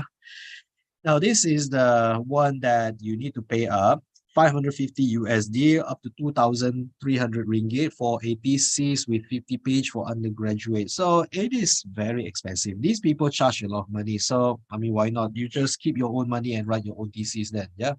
So the solution, usually give authorship and also ghost authorship, they are very hard to believe because they are willing party. So nobody wants to make a complaint. We only take action when there is a complaint. As a result, usually these are not catched. However, you see, it involves reputation. Now, too many times when we ask an expert the content of one paper, then they fail to answer. Imagine how shameful that is. I mean, that happens a lot of times. So please don't. Do the right thing. Write your own paper. If you don't deserve that authorship, please reject it, because you never know when you're going to be tested on the content of the things that you don't write. Okay, so please don't take that risk.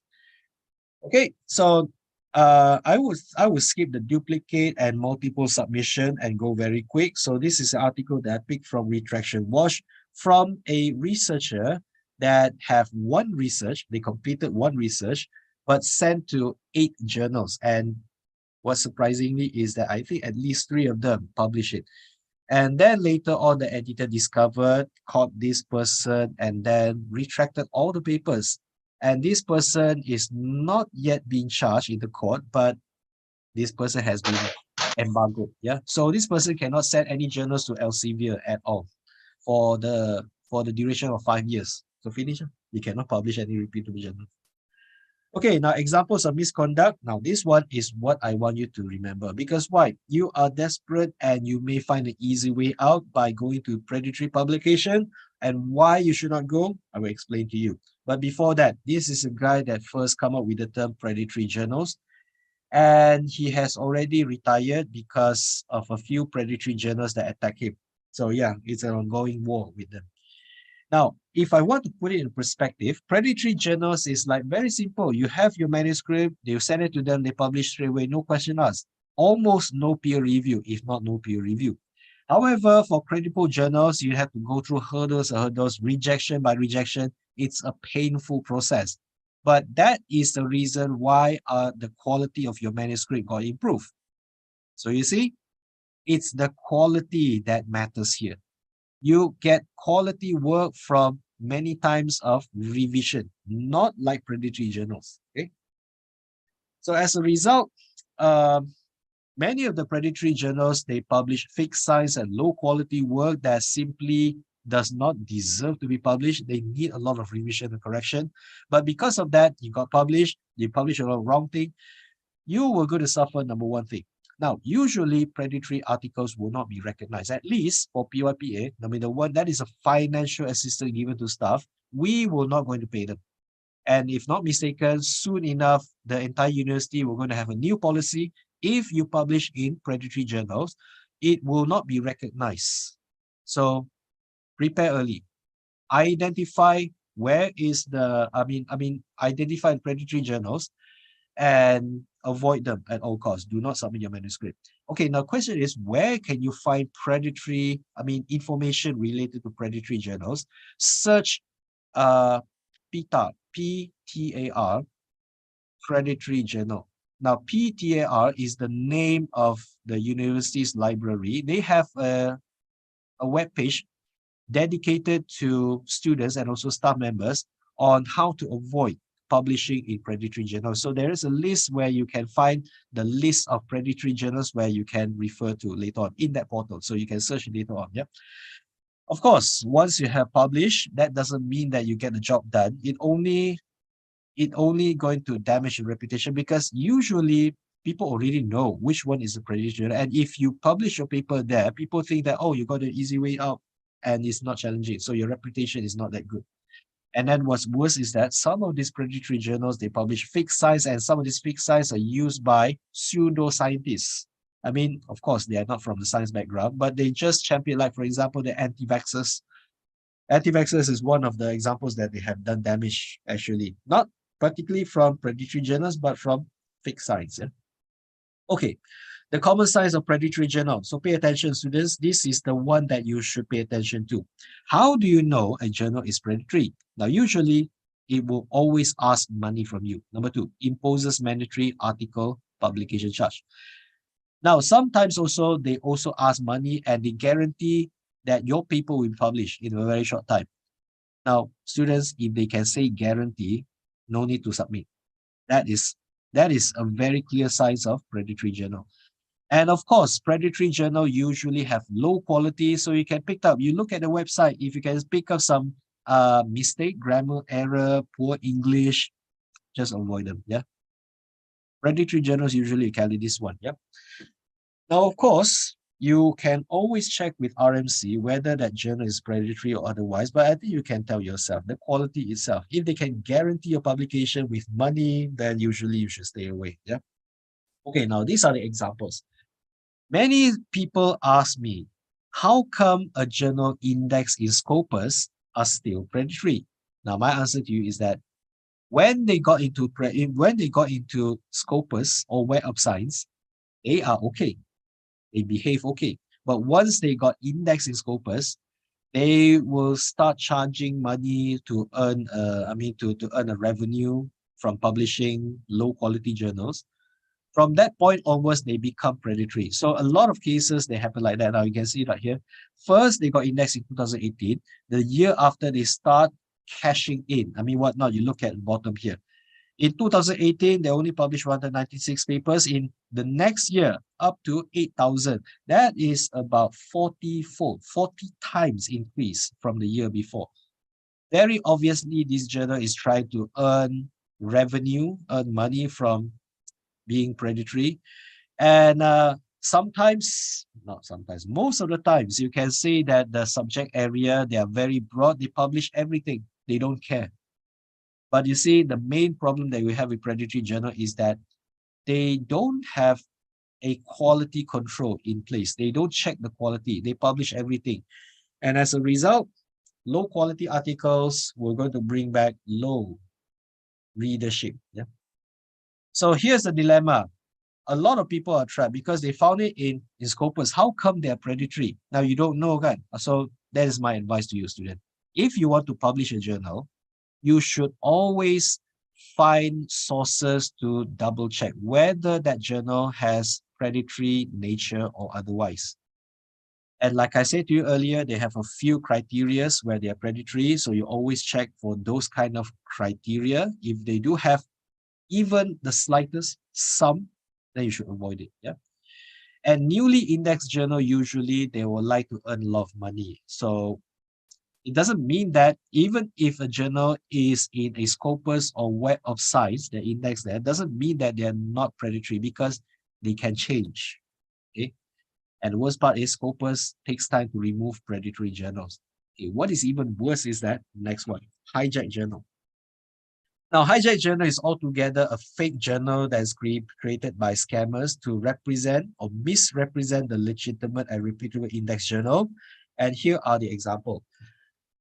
During pandemic time, I received an email from this guy called Professor Zeng. Now, Professor Zeng is a real person, but this person who sent the email to me is not him.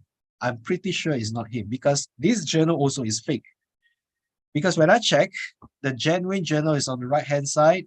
They are all in Mandarin, no English version. So nobody, I mean, at least for non-Mandarin speakers, they don't know that there is a fake journal like this one. And as a result, a lot of people fall prey with it because this left-hand side journal, they publish everything. And you know what's worse? It is not indexed in Scopus because Scopus just got to know about this one. We complain and they just got to know about this fake website. So whatever the articles that they index published under this website, remove from Scopus. So there you go, how bad that could be. Okay, so as I said, it got removed by Elsevier. So I would say hijack journal is even worse than predatory journal. At least articles as published in predatory journals are still there. They're not that removed. So how do you avoid of being a victim of this one? Always check with a lot of portals. So there are two portals that you can always go to, Schemago portal or ResearchGate. These two portals are actually built and also participated by a lot of researchers and postgraduate students. So let's say if there's any issues or early signs of predatory journals or fake journals, usually they will be highlighted under these two portals. So you can search, yeah, you can find information, early signs of a journal, whether they are predatory or a hijack one. We're coming close to the end of my talk. So why you should practice ethical nature in publication? Because why? Once you publish, it is there and is there forever. If you make any mistake publishing in predatory journals or conducting any misconduct, it will stays there waiting to be discovered. So I actually not so comfortable like being there and we're feeling all the anxiety all the time. As a result, I mean, you may going to achieve not as much as those that are committing this one, but at least you have conscience. Your conscience is clear. So be honest of what you have contributed and make sure you follow the right way of doing research ethically, okay? And there are laws and regulations that are currently in place, so comply with them, okay? And there may be some new and creative ideas on how to go around with the system. So this is considered a new malpractice. Now, if you're unsure whether these new practices, whether they're ethical or otherwise, always discuss with your supervisor, the coordinator, or myself. We will be able to assist you. Yeah. And on the final conclusion, you as a students, I know you're going to see a lot of things that that students are not supposed to follow, unethical wise. So if you're unsure, you always consult with your supervisor, always. And if a supervisor cannot give you a solid answer, always go to the higher up, the research committee under your department, or maybe in the university RMC, we can always help you on that one.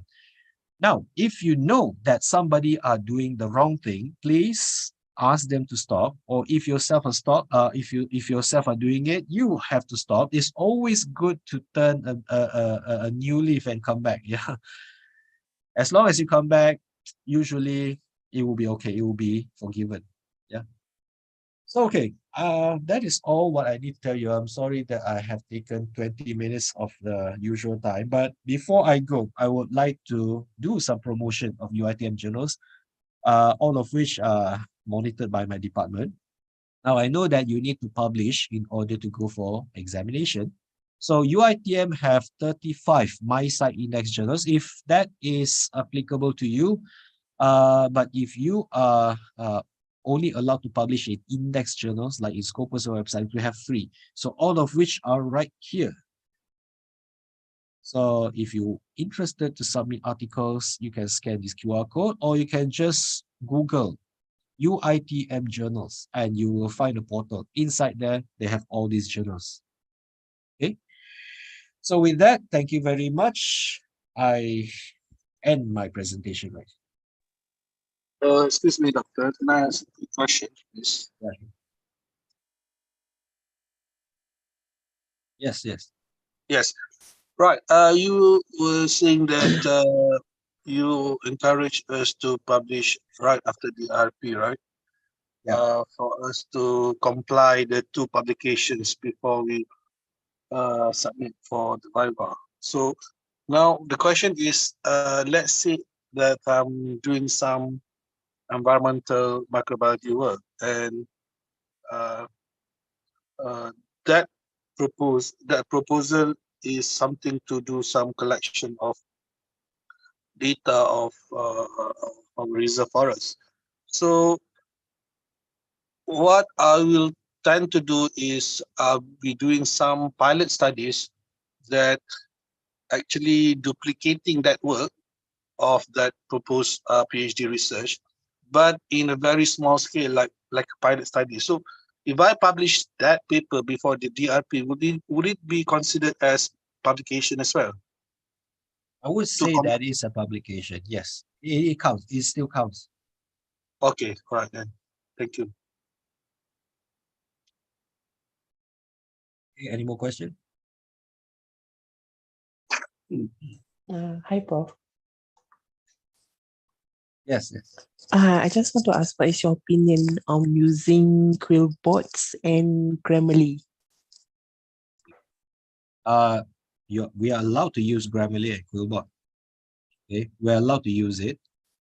We are not allowed to use Quillbot and Grammarly just for paraphrasing. So what I can say is that while you are using Quillbot and Grammarly to paraphrase passages from the source, you always have to insert the original part from yourself. So what I can say is that AI tools such as Quillbot and Grammarly are here to assist you. So you cannot just use these two tools to paraphrase only and submit it as your own work. That is still considered plagiarism. Yeah. And by the way, just want to notify you, Turnitin, the new version of Turnitin has the ability to detect footprints from AI. That means Quillbot. So if you try any work that is dependent heavily on Quillbot for paraphrasing with no original input, they have a very high index in AI count, AI similarity, if not mistaken. So very soon, we're going to check for that similarity index as well, the AI part. Thank you, Prof.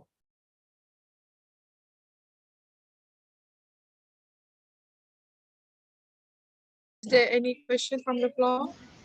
Can I ask a question? Okay, sure. I want to ask about the publication site. Would you recommend ML Insight for master and PhD publication? I'm sorry, can you repeat the question again? For the publication on for journal publication, would you recommend ML Insight for master and PhD dissertation? Okay. So may I repeat? Emerald, the publisher, is it? Yes. Okay. Now, so far, Emerald have no issue. Now, the only issue that we have temporarily at the moment We have 3 publishers that we considered too expensive. We refuse to say they're predatory. We're just saying that they're too expensive. And these 3 publishers are MDPI, Frontiers, and Hindawi. RMC has already stopped funding these 3 papers published in these 3 publishers because they charge enormous fees, but they are not really that impactful. So at the moment, Emerald is still okay. Okay, understood.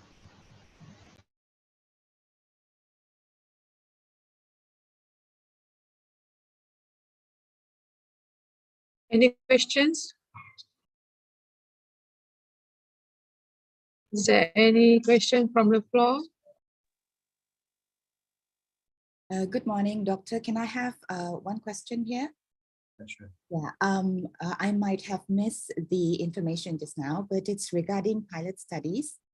If we were to do pilot studies, are we required to apply for the REC? Thank you. Okay. Pilot study is still counted as collecting data, although it's pilot. As a result, yes, you will need to first obtain the REC approval before you start with the pilot study.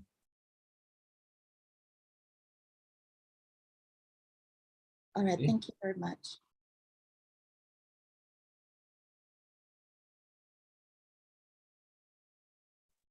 Okay, I guess we are already running out of time because Madam Rohayu is already waiting on the line. If you have any further questions to Dr. Yong, can they just email you, Dr. Yong, or did you left any email address or contact number so that they don't hesitate to make any inquiries? Okay, so I will just leave my my email address to the chat box before I leave. Is that okay? Yeah, it's okay. Okay then. Okay, to those who would like to inquire anything regarding of what Dr. Yong has presented just now, you can kindly email him to the respective email address. Okay, Dr. Yong, I think that will be all, right?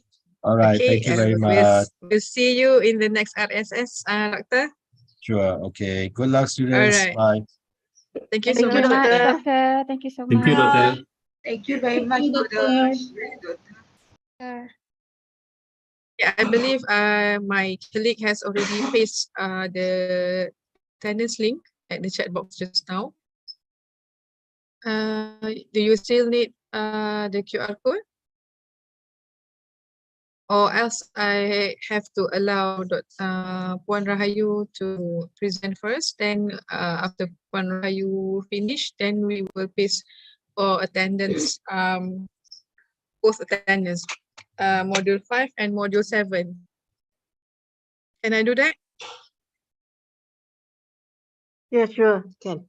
All right, okay. I believe Puan Rahayu is already in our meeting room. Yes. Can you hear me? Okay. All right, I can hear you and I can see you clearly. Okay, thank Okay, you. you may start now, Puan. Okay. All right. Okay. Bismillahirrahmanirrahim and Assalamualaikum warahmatullahi wabarakatuh. All right. Thank you so much for the invitation again from the IPSis. All right. So a very good morning to all of you. All right. So I hope all of you in good health. I had the opportunity to join a few minutes of Dr. Yong's sessions just now. It's very, we are connected, especially the things that he talked about, predatory journals, what else, publication ethics and everything. So I think my suggestions to all of you, please take seriously because in publication ethics is very, very important. All right, so the things that I want to share with you today is quite related to whatever module previously. All right, so it is related to your resources because resources also is one of the important things. All right, this is module 7 if I'm not mistaken, module 7, right? All right, so I've been talking and I've been delivering this module quite a few times with IPSis. All right, so during my presentation and also after my presentations, I received so many questions and also emails and call from the students, all right, asking about further informations on how to access, how to get more informations and everything. So I hope our session today is not going to be end today. All right, so we need to see you again in the library. All right, so I believe you are coming from different faculty from science and technology. All right, so it's okay. All right, so we have inshallah, or for your information, it's just as introductions to you. All right, inshallah, we have like 5 library, if I'm not mistaken. Okay, we have 5 library. All right, I'm in the main library, Pita 1.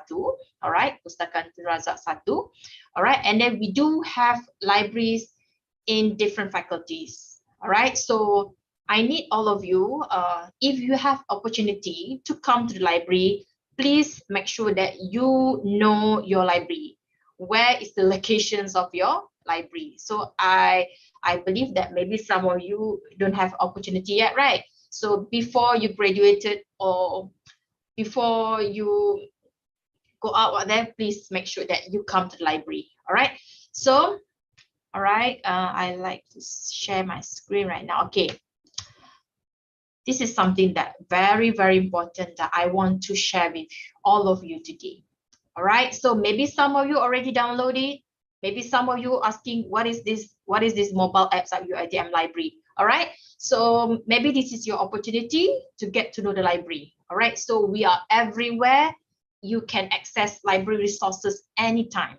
Although you are part-time, you're working, and then you are full-time student, no matter whatever, what are you? All right, so your location, it is not that very important.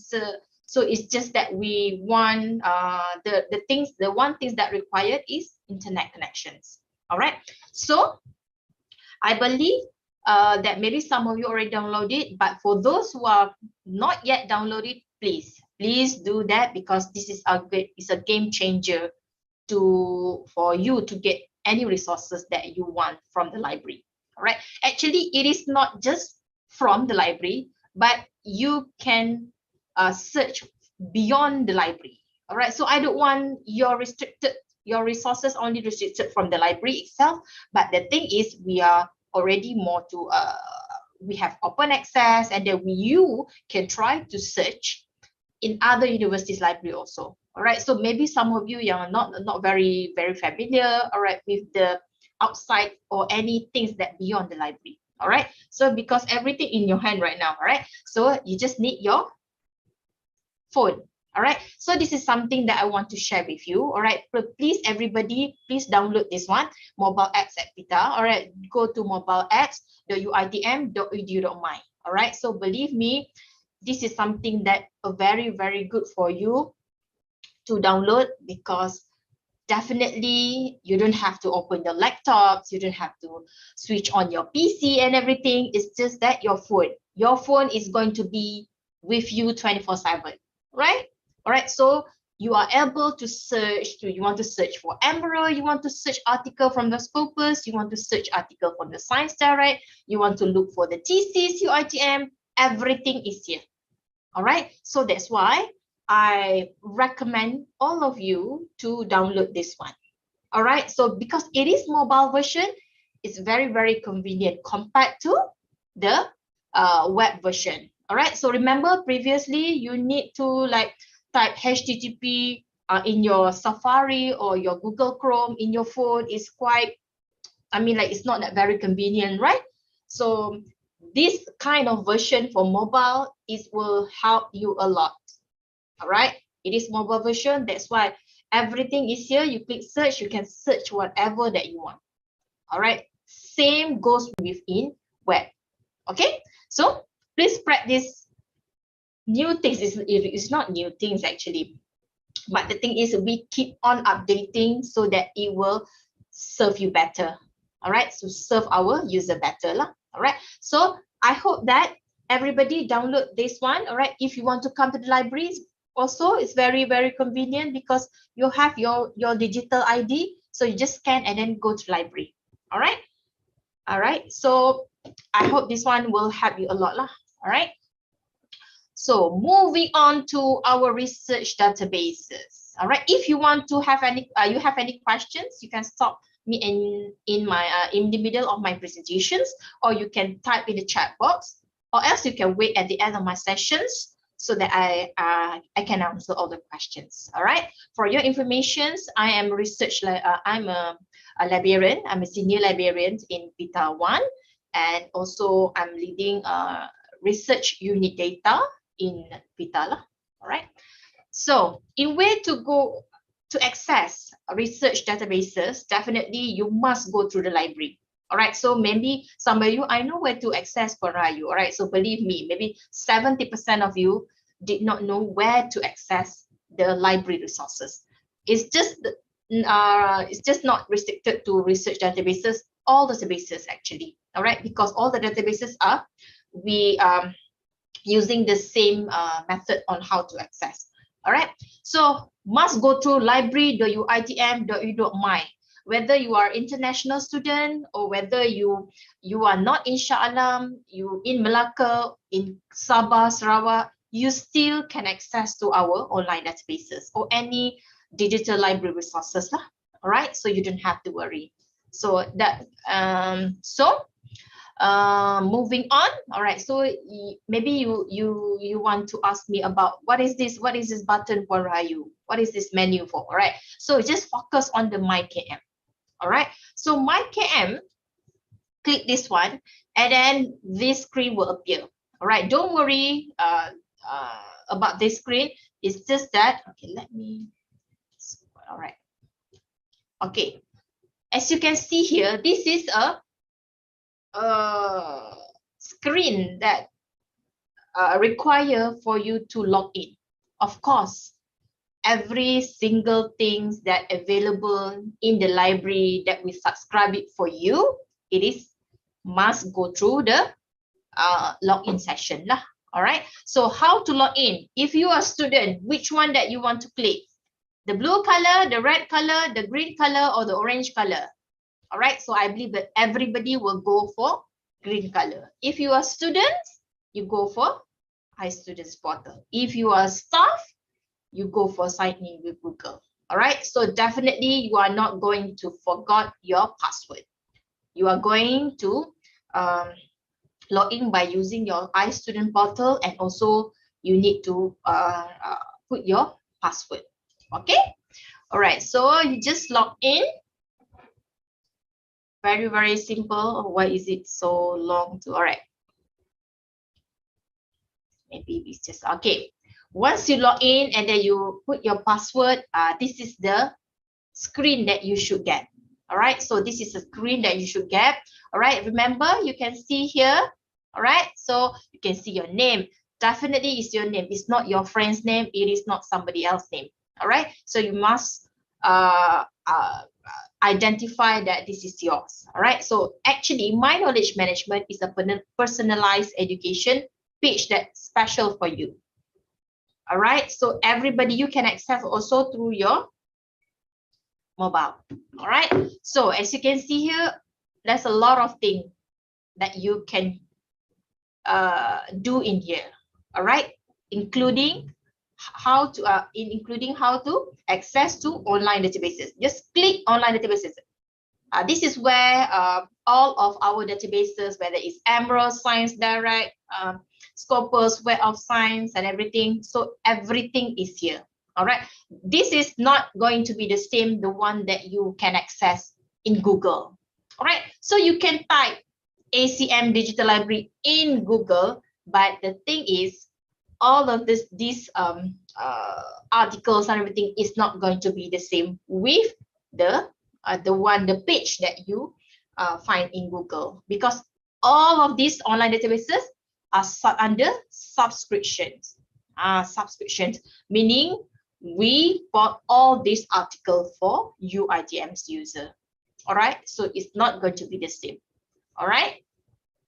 So, but the thing is, articles that you will find out in each databases might be, some of them are open access version. So whether you can get the article from the Google for free, and also you can get it from here. It depends. All right. So as you can see here, all right, so we are categorized all the online databases into category. All right. So it's easy for you to identify which databases that related to you. All right. So you don't have to like guessing, oh, which databases for you. You have a lot of databases here. Which one that related to me? All right. So I am from art and design, for example. I am from dentistry. All right. So I am from engineering. So which databases are related to me? So we help you here, right, by categorize all the databases according to your area. All right. So easy for you. I am not saying that for engineering student you cannot just go for art and designs online databases. It is up to you. You can go anywhere that you want here. All right. So sometimes you are doing research that related something that cross subject, cross area and everything. So it depends. All right. Sometimes you need an articles and a new angles from, for example, from engineering, you can have something in design related to art design. It depends. All right. So, or maybe you are from a medical student, but the thing is, for example, you are doing about some research that related to how to treat patient, for example. I'm not that this is real or not, right? Whether it is true or not, right? For example, you are doing some research that related to patients that going through therapy by using music. That's why you need to go to maybe any music databases. All right, and then you can get the information. It depends. All right, that's why it's just a suggestion for you, but it depends on your research topic. All right. So, but today I'm not going to like go through and each databases here, right? It's just that for after this, you need to go through each and every single databases that related to you. All right. It's just that today we have the time to focus on these two important databases. All right, which is Scopus and Web of Science. Because what? Why is it others is not that very important? I'm not saying that it is not very important, but the thing is, other databases is a full text databases. You search for the keywords, you get the articles, you download it, that's it. All right, that's the end. All right, but the thing is, there's a difference between Scopus and also Web of Science. It is an index database. You need to understand that. There's a category for these databases. All right, Scopus, all of this content is more to general subject. You can have medical paper there. You can have engineering paper there, and you can have any related to history, for example, and language, right? So Scopus is more open. It is more for the general areas, all right? Compared to Web of Science, which is Web of Science, it is more for the science and technology students, science and technology area, all right? But it depends. Once again, I'm always saying this, you have to make sure that you are open your mind to use any databases. Depends on your research area. All right. Sorry, can I ask? Yes, Ramblas, yes. I opened the library item.my and how do I go sign in? I click student on top here, is it? All right, from here, or you missed the part, is it? Yeah. All right, Sorry. so you go to the library and then go to my KM. Oh, my KM, okay. All right, so definitely, let me go off. I log off. Okay, this is you, right? Okay, yeah. And then you just sign in with iStudent portal. Oh, the one that I signed in student portal, the same one, password and student Yes, ID. yes. Okay, Only alright. you remember the password. Yeah, thank you. Sorry, Alright. Thank All right. you. Okay. Moving on. All right. So moving on. All right. So from here, as I mentioned just now, all right, we are focusing on Scopus and also Web of Science. All right. So in way to access, all right, so just click the details here. Click the details here. Same goes with the one version in mobile.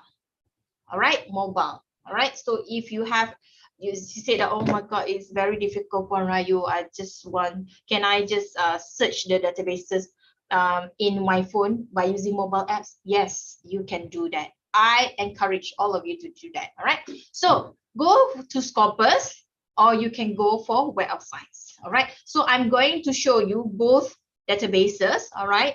And then we are trying to actually, these two databases for me, because I'm the regular user of these two databases, so I find out that it's quite the same. It's almost the same things, but the thing is, it depends on the content. The content also, yes, it is a different publisher, which is the owner of this Scopus is by Elsevier, and also Web of Science is by Claire Rivet, the mother of this Scopus and Web of Science, to make you understand. All right. So, for example, we go for Web of Science first. Okay, we go for Web of Science first. All right. Because if you want to publish, that's why, remember just now Dr. Young has already explained to you where to publish, how to get the informations and everything. Before you publish, this is where you want to check any potential journals that you want to publish. All right, so this is the correct platform. All right, so I encourage all of you must go through the library. You cannot just start Web of Science here. Don't start Web of Science here. It's not going to be the same. All right, where is it? The page. Okay, here. It's not going to be the same. This is the common mistake by the students and also our UITM's researcher. They always shortcut and then go straight to the Google, and then it's not going to be the same. All right, it must go through the library first. There is no way that you can access the articles. All right. Yes. Yes. Ramla, do you have any questions? You raise up your hands, or it's just now? Oh, just now. Sorry. All right. Thank Okay. you. Okay. All right. Okay. Why is it? Okay. Okay. As you can see here, this is Web of Science. All right. This is where you want to complete, or you want to search for your research gap and then do all your readings. All right. So I am not saying Web of Science will 100% will help you in terms of your chapter 2, but the thing is, it will help you also in terms of when you done with your writing and then you want to publish. All right. So Web of Science is where it's going to be there from the beginning. All right. When you choose your topics, all right, because I always receive questions from the students related to their research topic. All right. Sometimes you want to change your research topic because you find out that there is not many articles that going to support your topic. So you tend to change the topics and everything, and then you come to the library and ask the librarian whether we can help you in terms of choosing the correct research topics. That's why I always, the first thing that I always tell the student is to contact or to discuss with your supervisor first.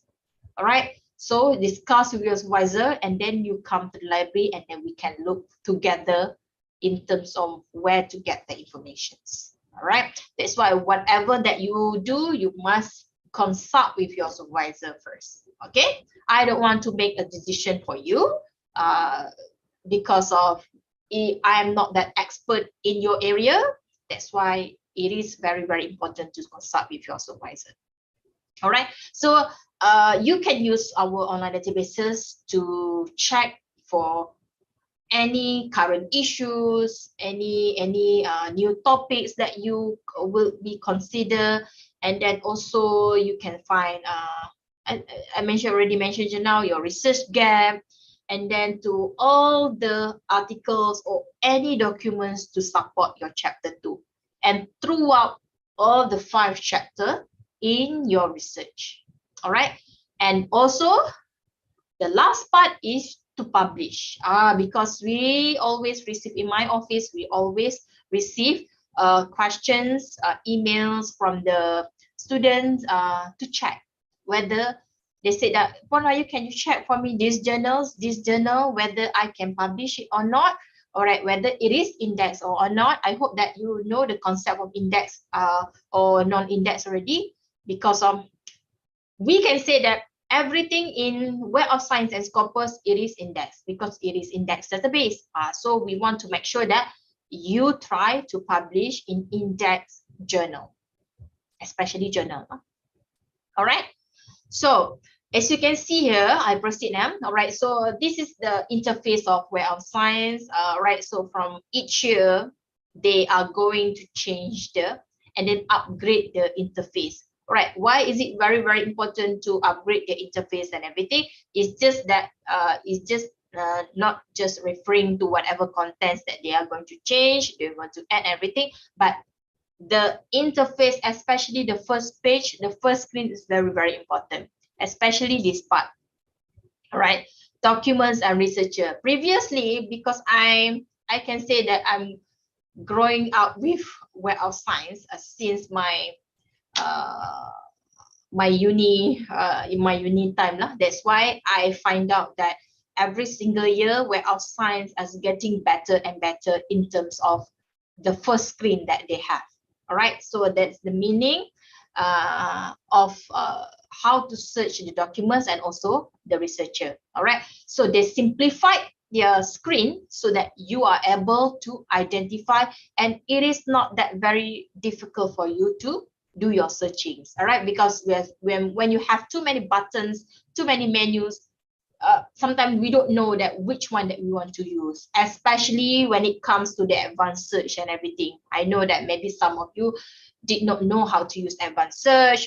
You find it's very, very difficult, and then it's not that very convenient, it's not user friendly, so you are giving up and everything. So that's why the first thing that you need to do is you must know how to do a simple search first. All right, a simple search. Maybe for you it is not that very difficult, maybe some of you, because believe me, maybe it is not that very affected to you. Maybe some of the students that come to the library, when I ask the students, especially for the master students, all right, so I asked that particular students to go, okay, can I know which databases that you are always referring before this in your undergrad students? He replied to me, he said, I never use any library materials and I never use any online databases before. And then I asked him, how you do your assignments, and I believe that even you in your undergrads, definitely you have research, right? All right, macam research proposals like that. He replied to me, he said that it is not a compulsory, and then my area I just can get the information by Googling. All right, so you just Google and then you get the informations, but it is not that very important where is the sources from that you get the information. All right, that's why maybe this is something that is not related to you, but believe me, we have like more than 200,000 students with 200,000 stories and everything. So experience will differentiate each and every of you lah. All right, so I hope you are master and PhD students.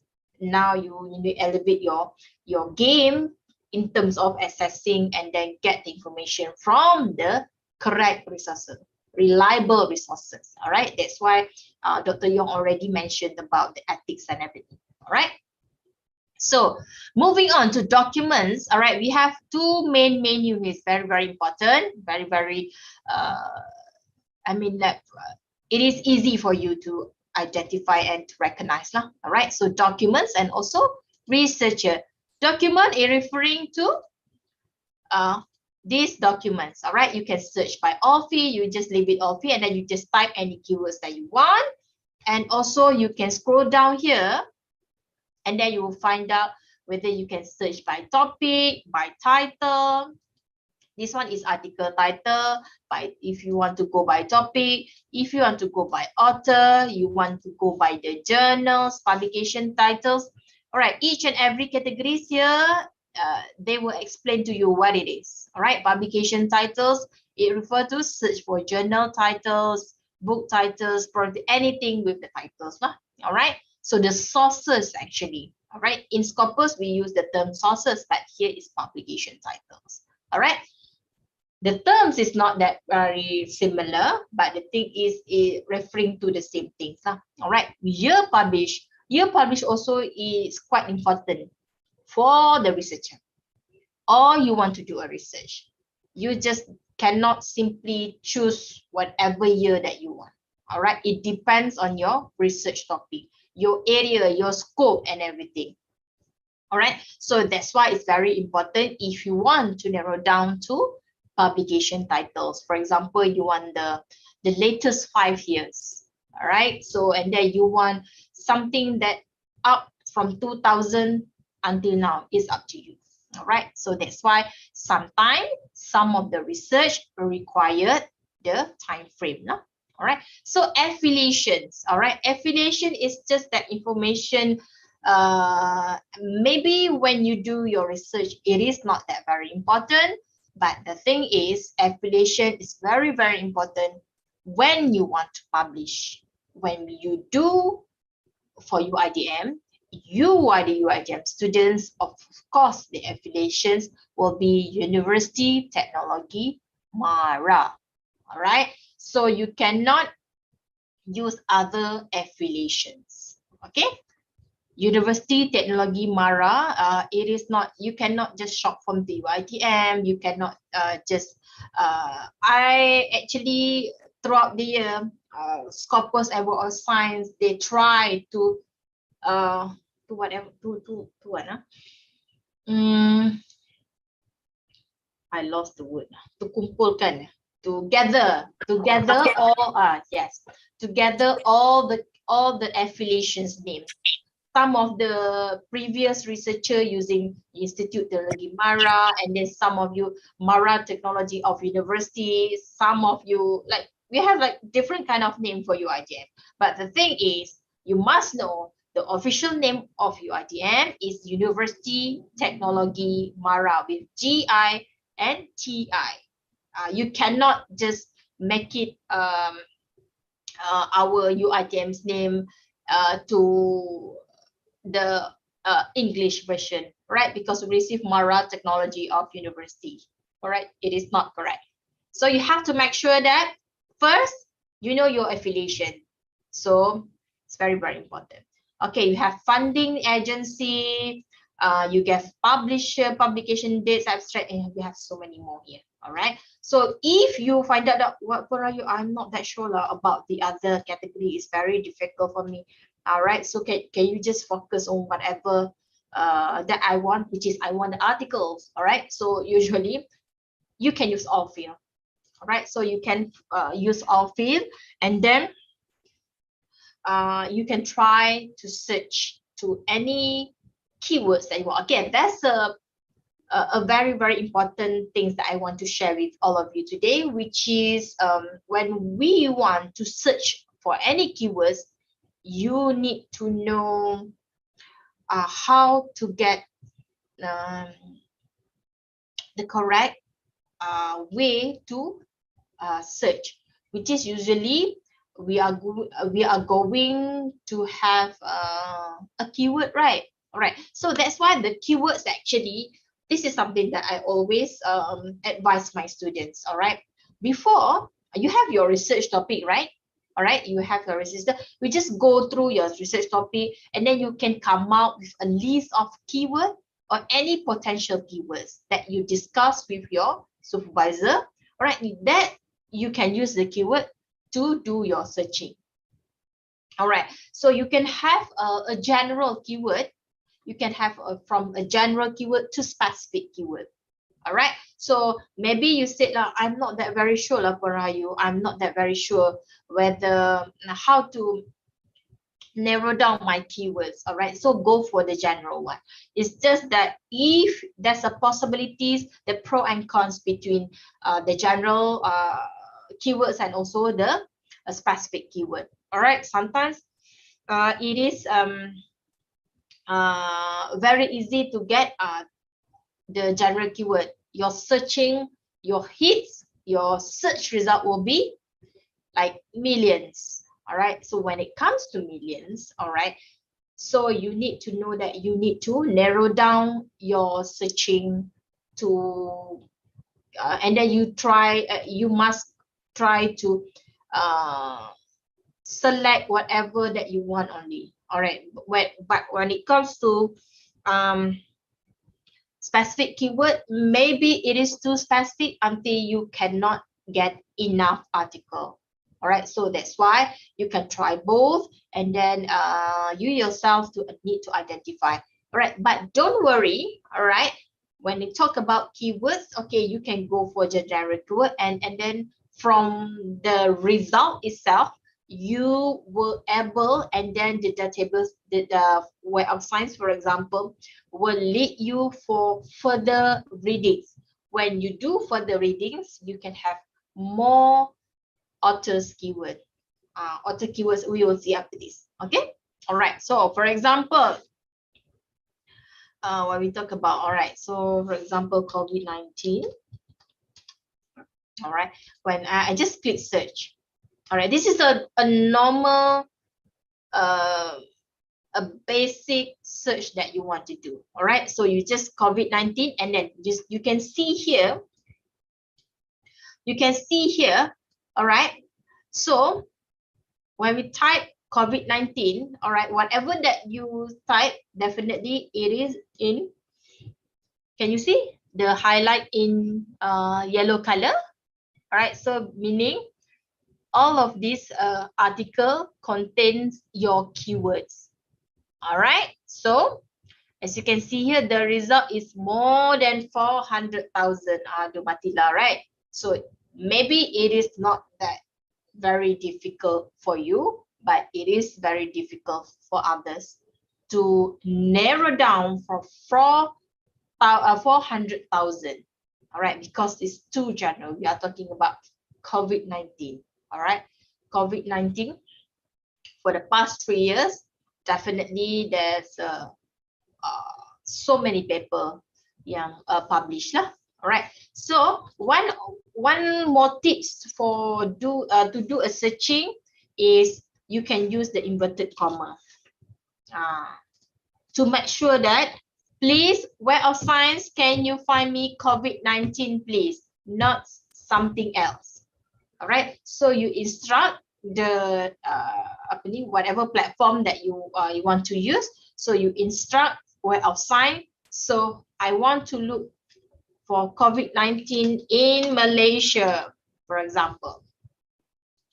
Okay, when I search and then I narrow down my searching, and then I put inverted comma to make sure that the Web of Science will find me anything that talk about COVID-19 in Malaysia. All right, that's why this happened.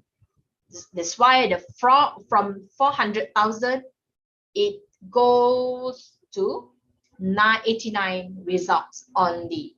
All right, so from here, this is getting better and better. All right, so you can see the refined result sections here. All right, the refined result section, most of our databases, whether it is Web of Science or Scopus, they have these sections. All right, previously during my time when I last time did my diploma, my diploma back in 2000, 2002, 2001, if I'm not mistaken. All right. We don't have this in our databases. All right. We don't have this kind of sections that will help us a lot actually to identify. Remember just now we received 400,000 result. So you just imagine when we get the 400, we don't have these sections to refine our result. So we need like manually go to, same goes with the Google last time. So now Google, okay, ready, right? So they have a section, but not that comprehensive compared to the online databases. All right. So these sections will help you a lot, right? So you can do your filter. You can do filtering work here to make sure that you get the correct articles that you want. All right. So you can here you can have quick filters, and then you have citation topic meso. What is this? All right. So you can click and then you can read the information. All right. And then you can have citation topic micro. You can go by authors. When we talk about COVID-19 in Malaysia, the articles that get indexed the most in Web of Science is involved Jill Balvinder Singh. I'm not sure Singh is a man, right? Okay, so whether it is man or woman, I'm not that very sure. All right, so it is okay. All right, so out of 89 from this list, 7 is from Singh, from the Balvinder Singh. All right, so what I can say here, all right, what I can say from my keyword, I can say that Balvinder, it is my go-to author. All right, so I need to get to know who is Balvinder. I want to follow him. All right, when we do your master and PhD, when you do your research, definitely you need to change your game, which is you need to identify, get to know all the favorite and famous author, prolific authors in your area. All right, so before this, it's not very important, right? You just want the article. I just want the article from you. I don't care whoever wrote that article. I don't want to know about that particular author. All right, so that's why when you do the research now, definitely you need to follow. You can get more benefits if you follow that particular author. All right, so and then you can go by publication years, you can go by the document types. All right, so when we talk about article here, is referring to the journal. All right, so followed by, we can see all, we have so many. I think this is not that very I think we have like more than 30, 25 to 30 document types actually, right? We have editorial material, review article, early access, letter, proceeding paper, and so many more actually. All right, and then if that document types is very, very important to your area, and then it's suggested by your supervisor to refer to only journals, you can go by article. All right, and then we have categories.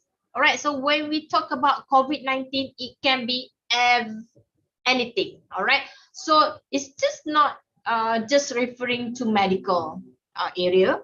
Right, maybe some of you, where are you? I'm not going to do something on COVID-19. It is out of my area. I'm doing something on business. I am a business student, so is that related to me? All right, so when we talk about COVID-19, every single area in this world is related. All right, so believe me.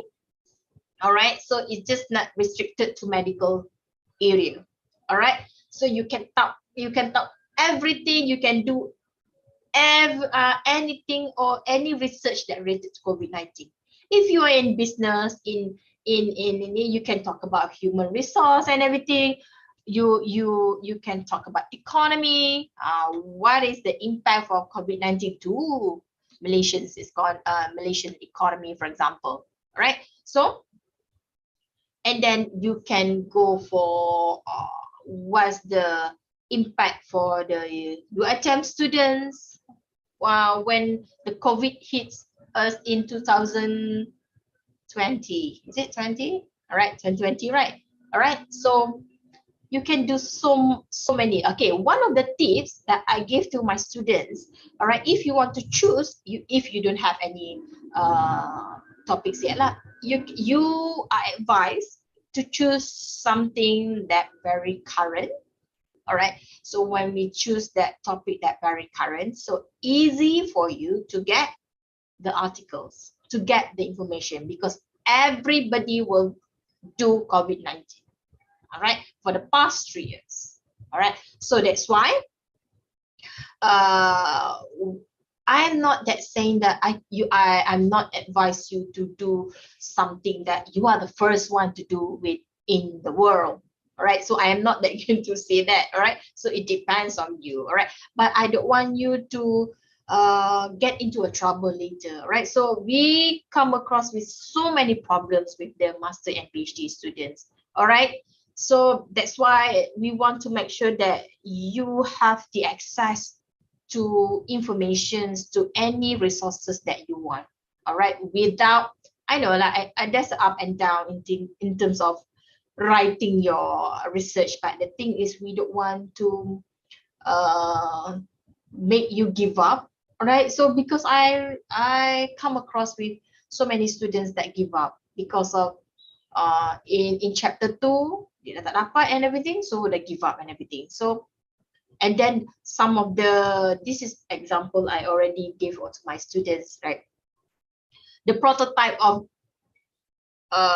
his research it is in London only, so he must go to London and then get to see the prototype and everything. So if you got the money, you can go there, but the thing is, all right, not everybody will have the opportunity to go and to do some kind of actions lah, right? So that's the thing that I want to share with you.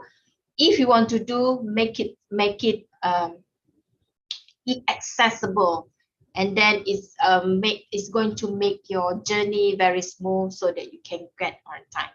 All right, so it's just that piece of advice to you. All right, so moving on, we have affiliations, we have publication title. Remember, just now I already mentioned to you, is referring to the sources.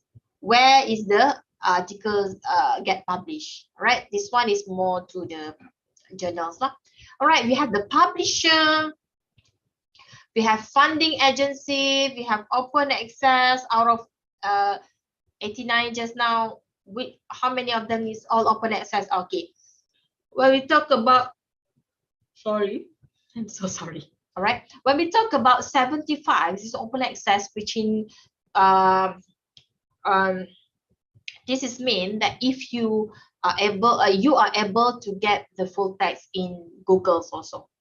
All right, so now everything is open access. All right, so everything maybe this is good news, right? Because we are going to reduce the amount of the subscriptions lah. Okay, we have so many more here, right? We have editor, we can categorize into research area, countries. All right, so maybe this one, all right, because I restricted to Malaysia, that's why it is Malaysia. All right, language. All right, so if you did your research in other than English, all right, so maybe you have Bahasa Melayu, and then you have in other languages. All right, but the thing is, if you want to publish, definitely if you want to get published to any journals in Scopus and Web of Science, you need to provide the publisher with the abstract in English. If you do it in Bahasa Melayu, for example.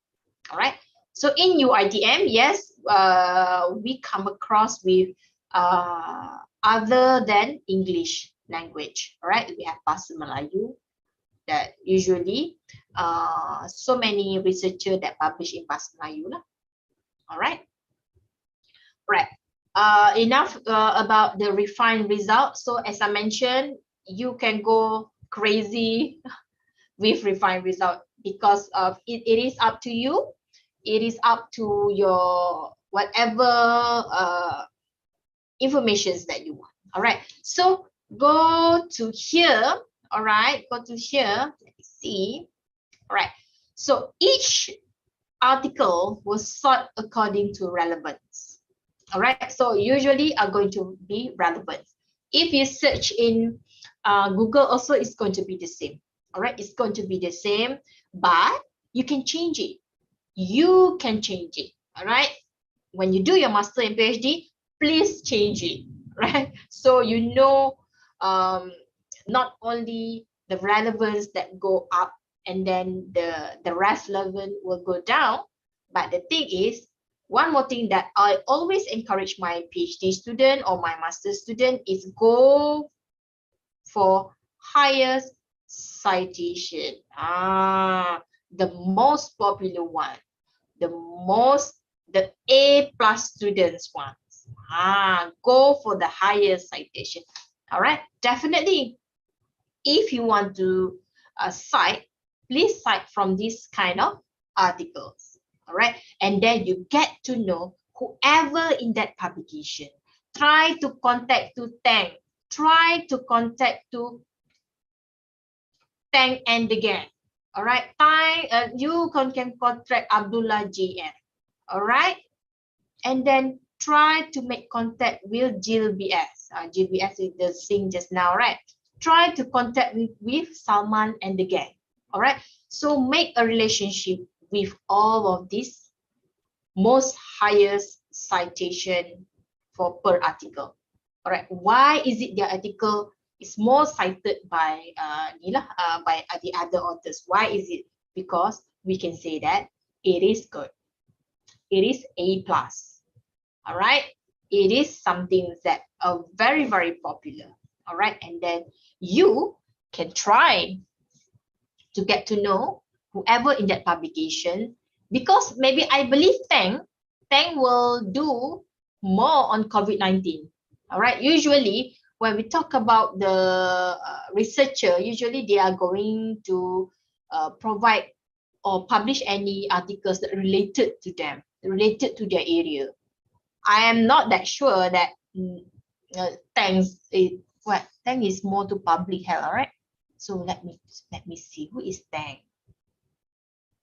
All right, so if you want to get to know to Tang, whoever in that, right, you just click his name and then you get to know. Oh, Ho Daniel Tang. I can say Daniel. It's easy for me to pronounce. All right, so if you want to get to know to Daniels, all right, so you can contact him. All right, so now currently he is in Beijing Normal University, Hong Kong Baptist University. Oh, this is the longest university college name I ever pronounced. All right, but the thing is, you can just follow Daniels. Okay, follow Daniel. How to follow Daniel? Okay, for your information, not just that particular article, but Daniel has 64 documents in Web of Science that related to him under his name. All right, so you will try to get to know Daniels by reading all this information. You can read all these articles. All right, so you might have the opportunity to gain more articles rather than the first one just now. All right, so this is called further readings. Well, this is like a bridge for your further reading. All right, so you can see that, okay, it is good.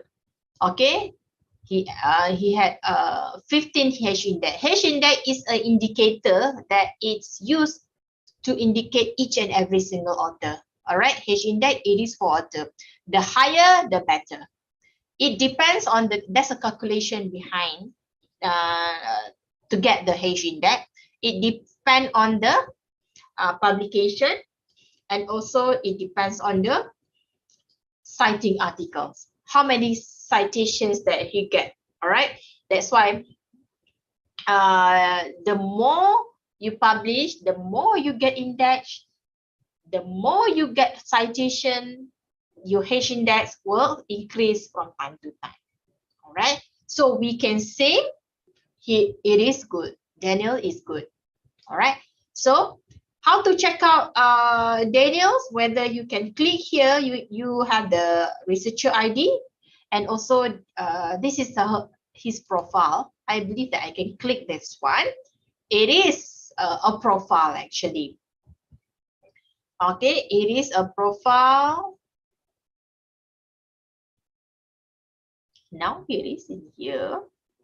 All right, so some sort like it's like a social media account like Facebook, Instagram. All right, so this is like Instagram or Facebook for the researcher. All right, so you are able to get to know Daniel. Who is Daniel? You can get go through his publications and everything. All right, so usually you are encouraged to have this profile. When you want to people to get to know you, of course you need to have a very good profile. All right, so how people want to cite your paper if you don't advertise yourself out there? All right, that's why you just imagine, you just do if you have an Instagram account, if you have like a Facebook account, it's I mean like the tendency of people, the other people that it is not connected to you, to get to know you is higher than from the method that you for example you meet over the mutual friends and everything. All right, so now it's very crucial to have everybody to have a social media account. All right, it's the same concept. All right, so go back to here. All right, so if you want to get the articles, all right, if you want to read the abstract, you can do that. All right, so it's very easy. Just need, all right, this one from Web of Science and Scopus, and from other databases you can directly import to your Mendeley. I hope that you know what is a reference management software. It is a software that you are able to organize all references by doing automatically, not doing manually anymore.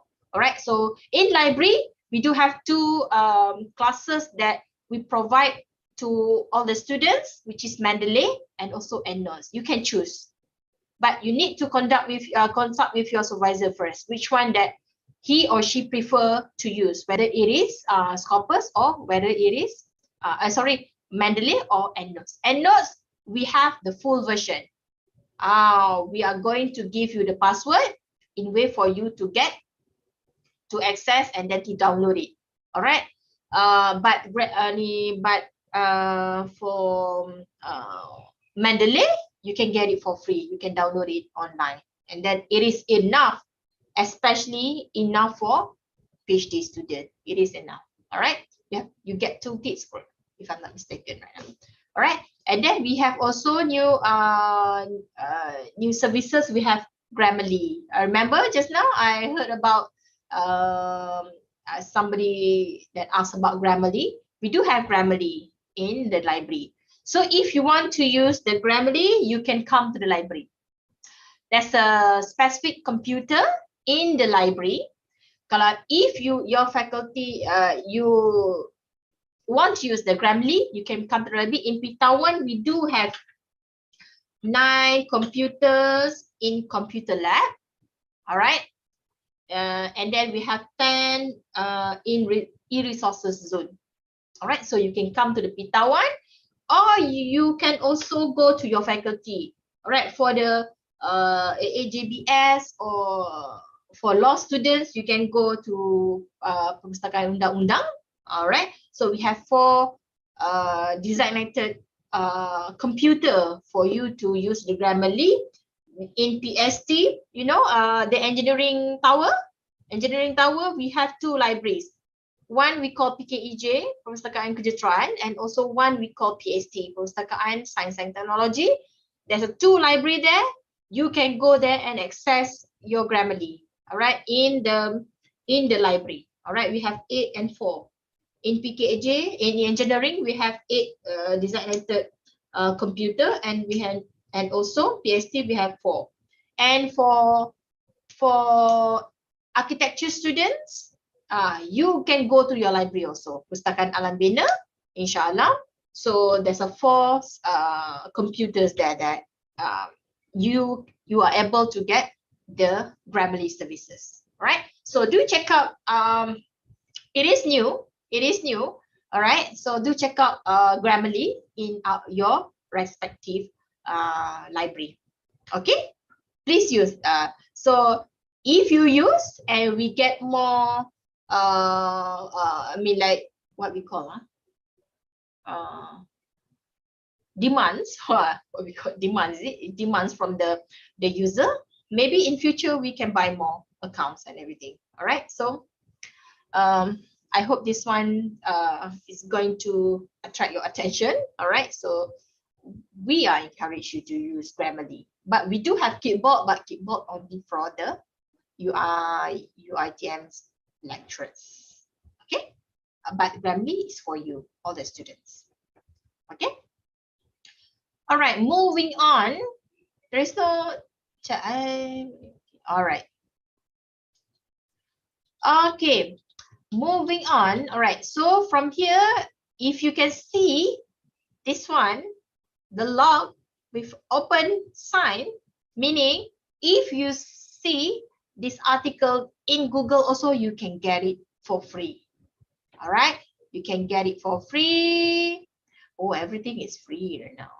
Everything is open access. Very good. Because, all right. So this one, what is this? It's a review article. All right. So you just click and then you can click this one. But the thing is, remember, it's not a full text databases. All right. Web of Science, it is not full text databases. So when you click the article, it will not just directly, okay, maybe somebody's got, where are you? Where is it? Where's the article? You say click the article, you can I can get the full text. No, dear. All right.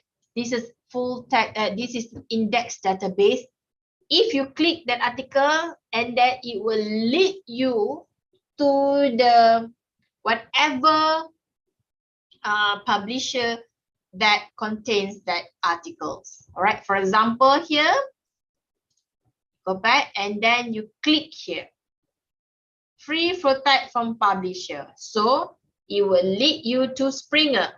We do have Springer databases. All right. So this one is belongs to Springer, but the thing is from Web of Science, he said that, okay, if you want the article, you must go to Springer House. All right, so this is the Springer House. All right, so you can get the article here. You just download PDF.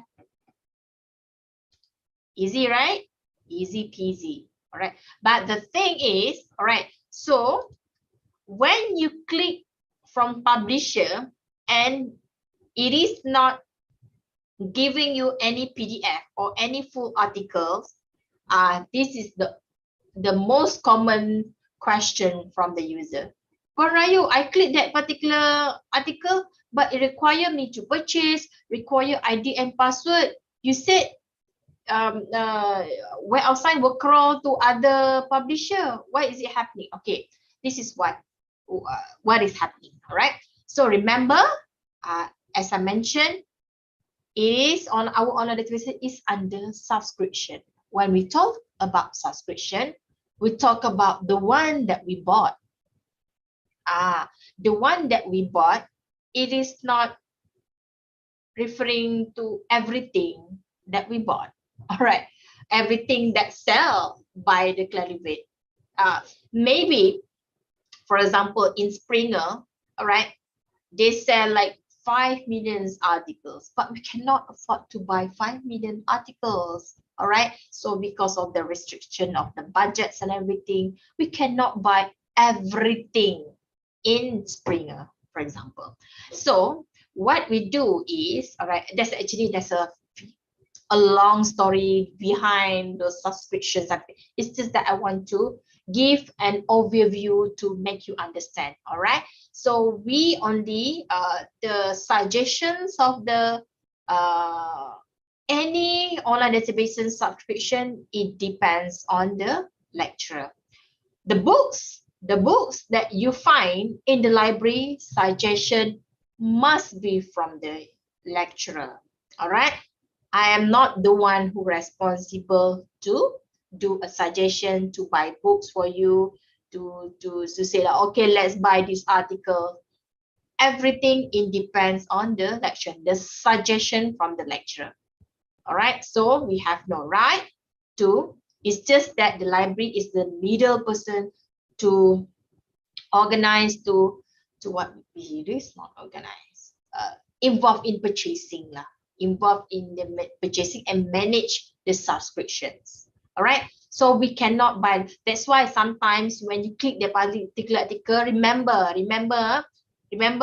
when I said this one, if you click that particular article in Emerald, in Science Direct, ProQuest, you click and then required ID and password, or required you to purchase, and then it gives you only the first page, for example, or you only get the extract, meaning we don't subscribe for that particular article, period. All right. So what about sometimes you say, what are you? I have friends in University Science Malaysia. Why is it? He said that he can get this article from the Springer in USM, because it is USM. It is not UITM. Our subscriptions is not going to be the same with USM. It's not going to be the same with University Malaya. All right, it depends on subscription. Maybe they have more money, they can buy more.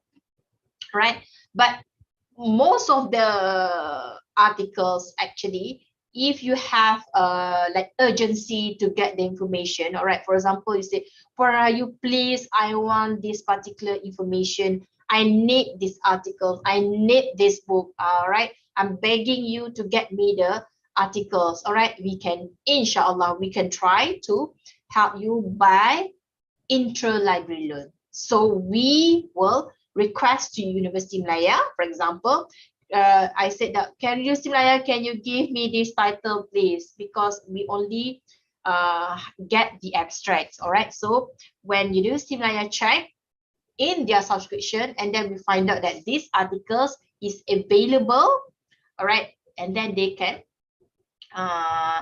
give it to us. All right. So, and then also it's the same with books. All right, so actually you can go to other universities. All right, so you can go to USM, you can go to UM, somewhere that nearest to you. For example, you said, where are you? My house is near MSU. Can I go there? You can go there actually. It's just that you cannot borrow their books only. It's the same goes with, for example, MSU student can come to our library, and then they can have all the facilities. But the thing is, there's only restriction in terms of getting and then borrowing our. You can have your reading there, but the thing, you cannot borrow. But the thing is, if you still want to use that books, maybe we can borrow through interlibrary loan, but it depends. All right, sometimes it is too risky to our resources to going out to outside UITM, right? All right, but the thing, I will show you after this on how to use interlibrary loan. You just type interlibrary loan. You know how to search a book, right? In OPEC. All right, so if you sign into your OPEC, there's a section interlibrary loan, which is you can request this article, and then library will process it, and then definitely we are going to contact you by email to make sure that we can get you the information, we can get you the articles. Sometimes your request is going to be turned down because of all of these universities in Malaysia, they do not have this article, right? That's why maybe we can suggest you to try to look for other alternatives or use other all right. Okay, moving on. All right, so from here, okay, when I click this one, the articles, okay, what you can see here is the title, whoever involved, researcher, authors in that publication. All right, and then also you know where this article get published. All right, this is also one of the tips that will help you in terms of where to publish your journal, your article. So if you want to get to know the journal, just click the journal. All right, this is very good that I want to share with you. All right, so as you can see here, all right, this is the information about the journal. All right, so for Web of Science, all right, yes, it is indexed in Web of Science. You can try to submit your writing to here lah, okay, to get published. All right, but the thing is, for journal impact factor is so same goes with H index. It is an indicator. It's just a layman language that I want to make everybody understand about this. All right, journal impact factor is indicator that used by the Clarivate to indicate each and every journals. All right, so as you can see here, there is no quartile. Okay, for journal impact factor, there's a 4 categories. There's a 4 ranking, what we call ranking. Q1, quartile 1, quartile 2, 3, and 4. Quartile 1, okay, quartile 1 are referring to like A plus lah, followed by others. All right, so as you can see here, maybe you kata, what are you there? Q3. This one is journal citation indicator. This one is the average category. All right, so the one that we want is journal impact factor. So can we do other? Okay, this is good. This is a good example. All right, so if you want to propose to your supervisor or you want to submit your paper and everything, so try to make sure that when you click that particular journal, you can see this one. All right, this is very good. Journal impact factor Q1. This is the A plus journal.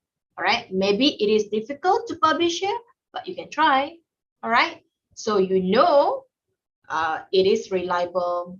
It is not predatory journal. When we talk about predatory journal, just now already Dr. Yong already mentioned to you, but actually we do have page in our library website to educate you to choose scholarly and legitimate journal. All right, and then we link you to a few platform that lists all the predatory journal. But the thing is, you must know about this one. Don't rely 100% on that site. Don't rely 100% on IPSis. All right, because IPSis, it is not updated since 2017, so it is a long time ago.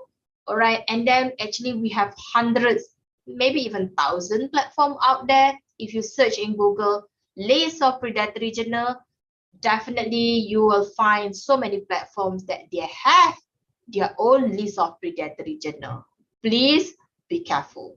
But the thing in the library, what we can do is we want to educate you to choose legitimate and scholarly, which is here, which is in Web of Science, in Scopus. All right, so but the thing is, I cannot 100% guarantee everything, every single journal in Web of Science, it is not predatory. All right, maybe today it is not predatory, but maybe 2 years after it is predatory. It depends. When we talk about predatory, it's very subjective. We do have predatory ni ada banyak, right? Dia ada hijack journal, as mentioned by Dr. Yong just now. We have hijack journal, and then we do have what we call, I forgot about that already. But the thing is, in the library, as a librarian, that's the thing that I can do it for you. We can check for you, but I'm not that 100% guarantee. All right. So please be very careful if you receive any new offer from the publisher. Please publish with us. If you publish with us, we do blah blah blah blah. We guarantee you to publish in within 2 weeks. 2 weeks, please. Please, if you get the email saying that we will publish your manuscript in 2 weeks, please don't do that. Don't fall for it. All right. You cannot get published in 2 weeks. It is impossible, actually. All right. So maybe I am not that very expert. Maybe you can refer to Dr. Yong again, or you can refer to your supervisor. But the thing is, you know, it's something fishy when it comes to the offer like that. All right. And then you have to pay a lot of money before you get published.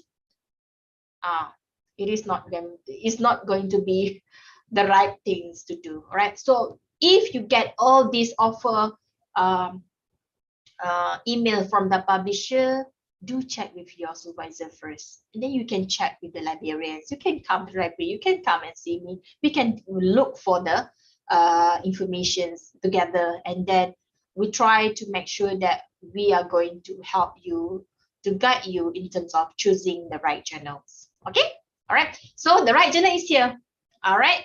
So maybe some of you say, Puan Rahayu, it is very difficult for us to look for this journal. Do you have one platform that we can see the list? Yes, you can. Right. Go back to here. Remember our online databases. We have Science Direct, blah blah blah blah blah. One of the things here is journal citation report. We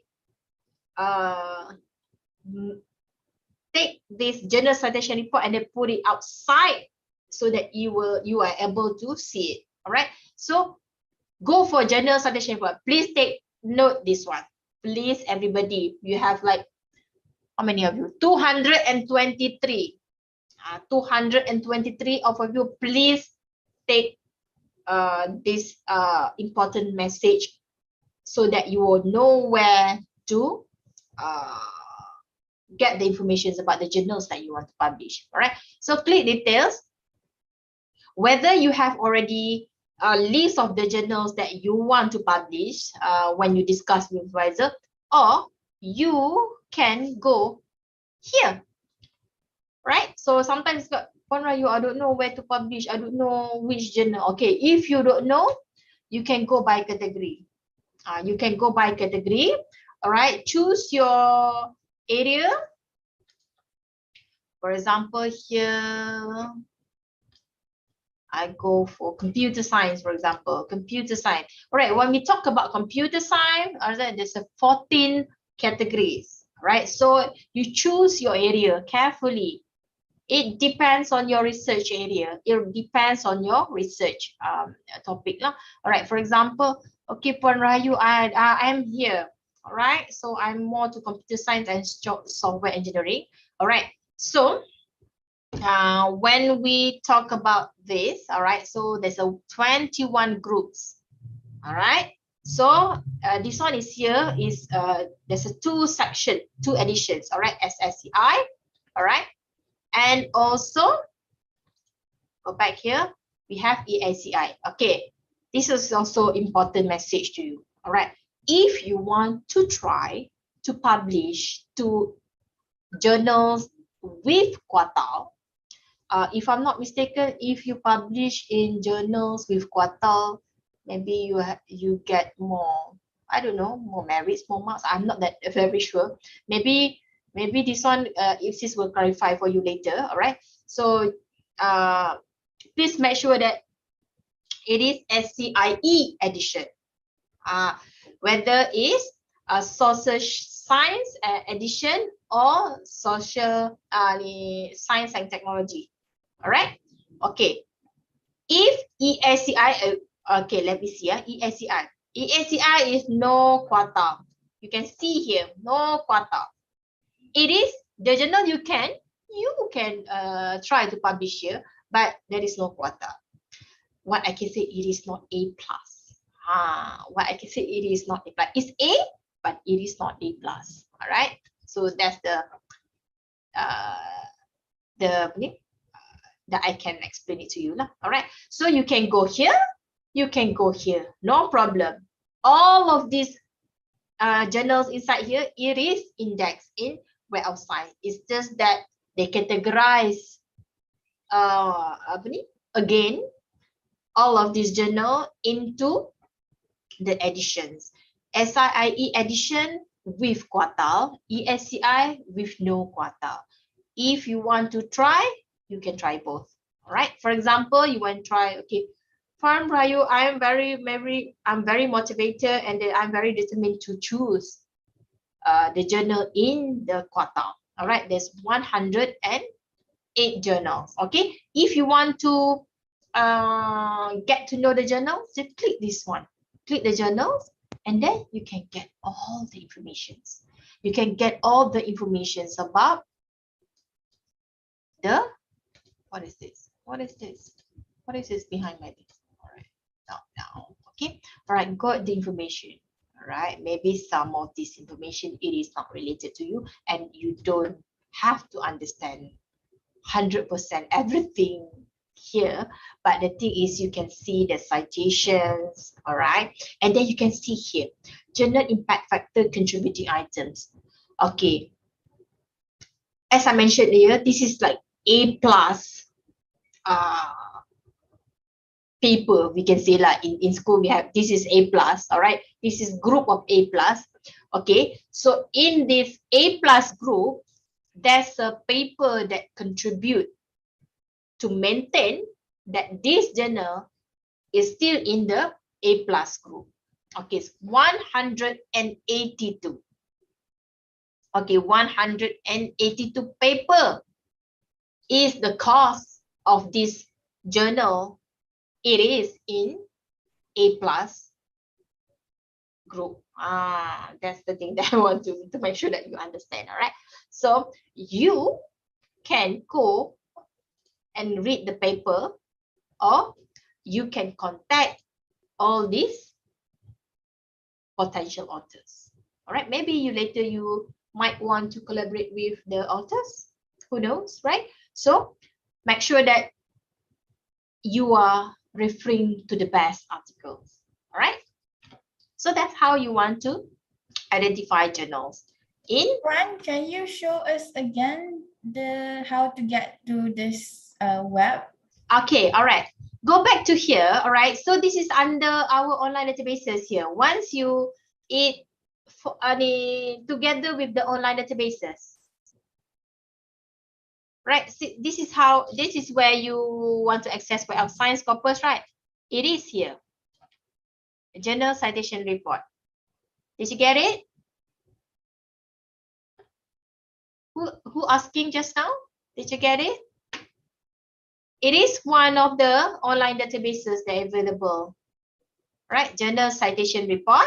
You click, and then it goes here,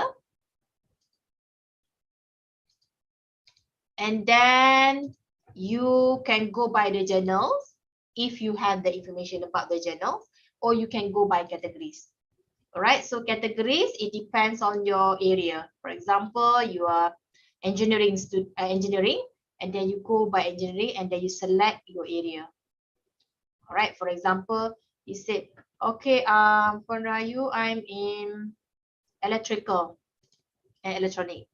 So that's why I just now I educate you on how to choose, right? When we talk about SCIE, all right, so anything with S, in front is S, definitely it is a A plus journal that contains quartile 1, quarter 2, quarter 3, quarter 4.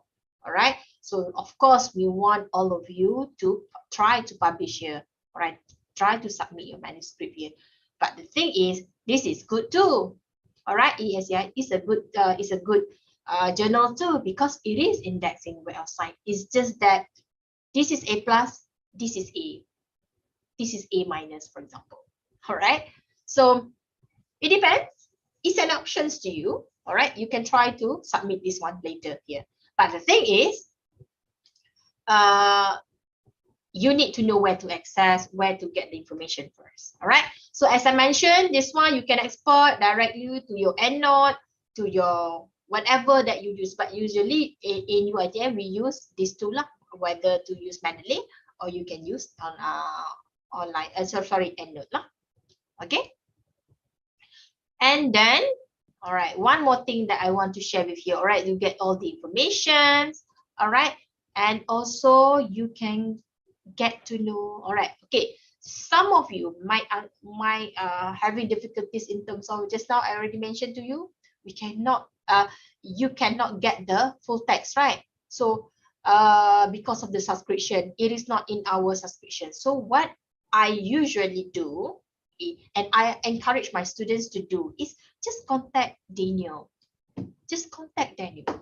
All right, contact Daniel, and then email to Daniel. Say hello, assalamualaikum, and then cakap, Daniel, I am blah blah blah blah. I'm contacting you because I'm doing the same area with you. Just be honest of your whatever that you are doing right now, your research topic, and then just try to get the PDF, the article from the Daniel. Usually you can get actually, all right. But sometimes Daniel might ask you questions. For example, who are you? All right. So who are you? Maybe he wants to get to know you. He's just not just simply give the articles to you, right? That's why I say when you email, you do your email, you make sure that you introduce yourself. I'm from blah blah blah. I'm doing my PhD. I'm from UiTM. I come across for your articles in Web of Science, title blah blah blah blah, and then there's a possibilities that I can get the full text from you because your article is very interesting. It's just make a conversation with Daniel. All right. So usually when I try to use this type of types of method, it's successful. All right. So 9 out of 10. 9 out of 10, I can get the full text. All right. So this is one of the way that you want to get the article. Don't give up first. Don't give up. Oh, click. You don't have the article. Oh my God, where are you? I want that particular article, but I cannot get it. Library did not subscribe it. I asked my friend in USM also. They don't subscribe it. What can I do? I really want that particular article. That's why you need to go to the sources. Go contact Daniel, for example. All right. I hope this one is very clear already. All right. So what else that you can have here? You can see more data here. All right. So what else that you can see here?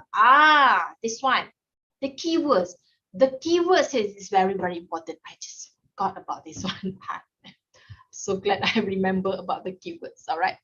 All right. So the keywords, as I mentioned to you, I tend to get the students saying that, Puan Rayu, I don't know what keywords that I want to do. I want to search because I try to use my keyword. I cannot get what I want. All right. So this is what will help you a lot of getting more information about whatever that you want. All right. So sometimes the keywords here, it is going to be different with the one that you have. All right. So you can go, usually you go, okay, I want to do something on COVID-19. Okay, I just go for COVID-19. You cannot just go for COVID-19. You must go for any possible keywords that talk about COVID-19. Before this, they use the term coronavirus. Maybe you can use coronavirus. All right, you click coronavirus. Okay, and then it will lead you 34,000 more articles that talk about coronavirus. All right, going back. All right. Okay, and then we talk about MCO. All right, maybe you are doing something that related to the MCO time. All right. Okay, you click MCO. Oh, maybe this is not this MCO that I'm talking about. I thought I talked about MCO. All right. So maybe this is something else MCO lah. All right, so it depends. All right, so you can go for SARS-CoV-2. I'm not very sure about this term, but it lead you to 56,000. See, how can you say you cannot get the information for your chapter 2 when it comes to 56,000 articles that talk about COVID-19, coronavirus, and everything? All right, that's why sometimes it is not what you get, it is how you get it lah. All right, so that's why it's very important you know the technique how to get the information. All right, sometimes the information is there already, but you do not know how to search for it. All right, so that's why today I hope that I will help you in terms of getting off in the way that you usually use to search for the information. All right, so please, after this, okay, this is something that I am very particular in terms of after my session, after my class with my students, please make sure that after this you directly open your Web of Science, open your Scopus, and try to explore more whatever and try to search now, not 2 weeks later. All right, 2 weeks later, remember, you tends to forget everything already. All right, this is what happens for my students that attend our session for Mendeley and EndNotes. When I do it, and then I see the same student come to my class and then say, you already attend my sessions for Mendeley. Why is it you come again for Mendeley? Because I forgot how to do it, Rahayu. Why is it you forgot how to do it? I believe that you are doing your writing right now, right? So for reference management software, which is which is Mendeley and also EndNotes, definitely you are going to use the software while you do your writing. All right, definitely you do your writing, you do your and then you just export to your, and then you do in-text citations and everything in your Mendeley, for example. So the student said, I forgot how to use it because I attend your sessions last month, Puan Rahayu. So I tried to open it yesterday, and then I try to explore and then try to remember whatever that I attend in your class. That's why after 1 month ago, and then only you want to open your Mendeley and then try to remember that whatever that you already been taught, it is difficult. Maybe it is not difficult for you, but it's difficult for him. All right, so that's why I always told my students, because we still receive a student saying, Puan Rahayu, how to search article on Web of Science, how to check this journal, right? So I already told you, it is very simple in terms of getting the information about the journals that you want to publish. Just go to here, journal citation report. All right, so but still receive student, but usually when you come to the B, of course we assist you no matter what lah. All right, okay, go to okay, it same goes with Web of Science. It same goes, is already 12 o'clock, right? It same goes with here. All right, wait, what is it, my mouse? Okay, right, same goes with Scopus. All right, why is it Scopus? It's quite similar, but it's not going to. If sometimes if you search for that particular article in Web of Science, you cannot find in Scopus. But sometimes the same articles that you want to find in Scopus, and you can get it in Web of Science. It depends. I cannot say like everything that you have in Scopus will be in Web of Science. Everything will be in Web of Science is going to be in Scopus because it's different area, right? Like I mentioned, Scopus is more to general area. All right, but the thing is, for index databases, for whether it is Scopus or whether it is Web of Science, the article, the area that not very much is related to religious and related to history. We do have that, but not as much as other areas. For example, any science and technologies and everything, business and everything. But these two, if you did any research topic that related to religious and also related to history, you might want to use other resources also, not just 100% depends on Scopus or Web of Science. All right. So I'm not saying it is not there, it is there, but not as much as other areas. Please make sure that don't quote my statement. I always tend to receive my student always quote my statement. I am so afraid to, that's why I make a disclaimer so that you have to make sure that everything in this world is not going to be 100% guarantee. All right, that's why as I mentioned, jika ada student yang you buat dalam bidang sejarah, any berkenaan keagamaan, in religious or in sejarah, in history, so you might want to look for other databases, or you might want to look for other resources. Okay, you cannot find much in these two databases. All right. Okay, moving on to Scopus, is the same one. All right. Okay, so if you want to look for document, go for documents. All right, same goes with, remember just now I scroll down everything, you can go by source title and everything. All right, same goes here. All right, so if you want to search for author, that's why I already told you in Web of Science. Where is my Web of Science? Web of Science, we use term researcher. If you want to search for the researcher, you can go here. All right, so if you want to go for the researcher, you can go authors. They are using the, actually it's referring to the same one, but they just use their own terms. This one they use author, this one they use researcher. It's the same one. Okay, all right, so you can go by author's name, OCUD ID. Remember just now, OCUD ID is a profile. Remember about the Daniel just now we saw, right? And then we have keywords. All right, this one is a new one, and also affiliation. All right, here also you can go by affiliation. All right, for example, for you can we find all the articles for UITM that already indexed.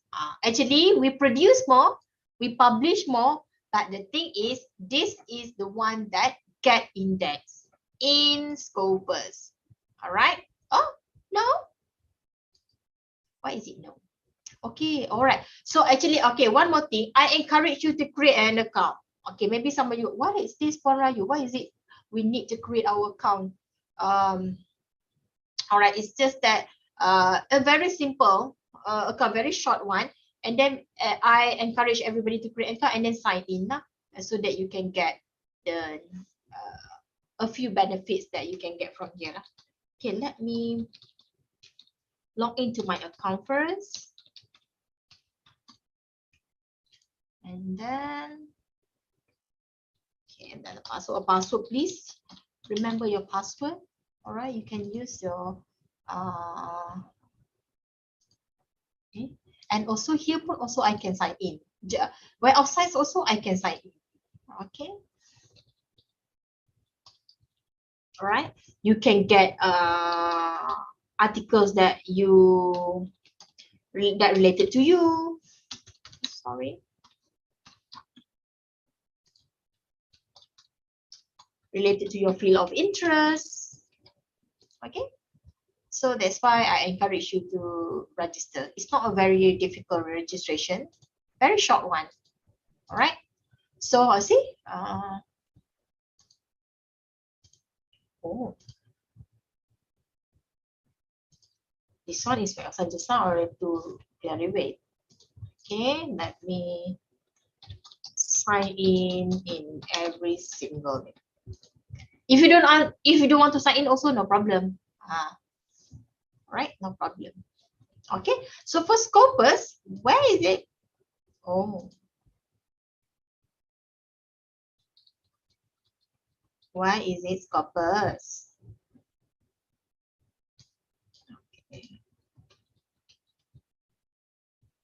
Okay, never mind. Kalau tak bagi kita definition later lah. Alright, for example, I'm using the same keyword. I'm using the same keyword and then I try to search for COVID-19, all right, and then you click search. All right, so you click search. All right, so as you can see here, all right, same goes with any Scopus. They have a refined section here. You can go through. All right, you can go by the filters. All right, from what year to what year? Or for example, you say, can I get from 2000 to 2014? Okay, go. All right, so maybe, and then you get to know the top authors in that publication. And then so many more source title, publication, station, everything. And then this one is they are going to sort. Remember just now, in Web of Science, it's all the article are sort according to the relevant. That one is the default status for that particular article, but this one is sort by newest lah. So newest date. So the new one is going to be up, and the later one is going to be the last page, for example. But the thing is this now, remember, I encourage you go for highest. Go for highest. But if you find out that you want, although you already choose the highest citation, the most highest citation, but the thing is you want your article to follow the timeline, all right, for example here, all right, so you can do that. All right, so this is all from the 2020 until 20, let me see, until so many more. All right, it's okay. All right, so go back to here. All right, so what you can see here, all right, same also concept with Web of Science. If you want that particular article, the full text, you click here and then you click view a publisher. So it will crawl to our online databases that are available, and then this one you found out in Science Direct. All right, so you can view PDF, all right, or you can download it. All right, so you can copy, you can print it, it's up to you. You can save it. All right, that's how you do it. Okay, you want to see the abstract, and the most important things in Scopus, I love this one, related document. From the first articles, it will lead you 25,000 more articles that related to the first article. That's why I always told my student why I'm not that sure why you having difficulties in terms of getting the information, because in Web of Science in Scopus itself will lead you to like 1,000. Maybe some of us are going through the information overload, right? Sometimes when we have too many information, we cannot, or we do not know how to organize it.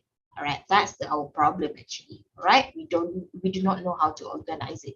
All right, so same here, same goes here.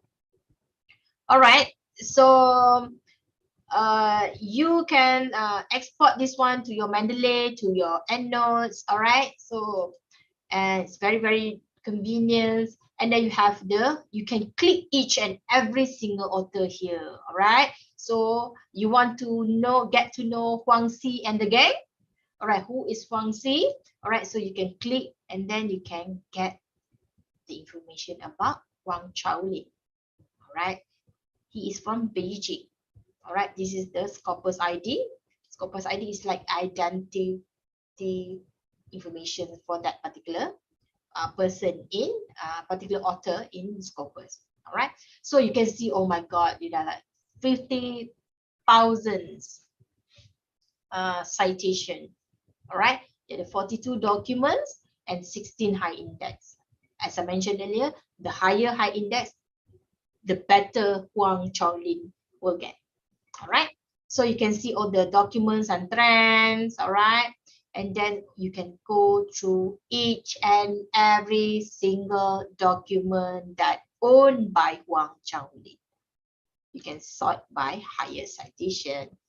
All right. So you can go, and then you from 42 here you can go like related document. You in 5 minutes you can get millions of articles. It's just that which one is related to you. All right. So that's why it's very important. That's why I said take this opportunity. After this we have free time. You have to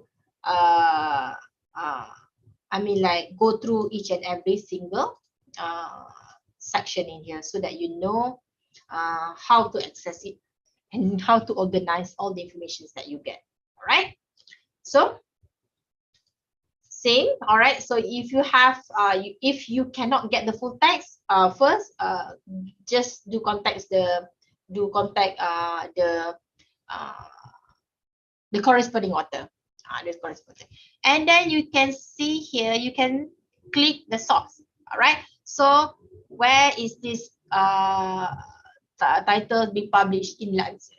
The Lancet is one of top journal in Scopus. All right. So this is also one of the very important things. This one Dr. Yong's already shared to you just now. All right. It is very important for you to identify. All right. So Scopus every single month they will come out with a list. The list is called discontinued list. That's why, for example, in Scopus you have 50,000 journals indexed in Scopus.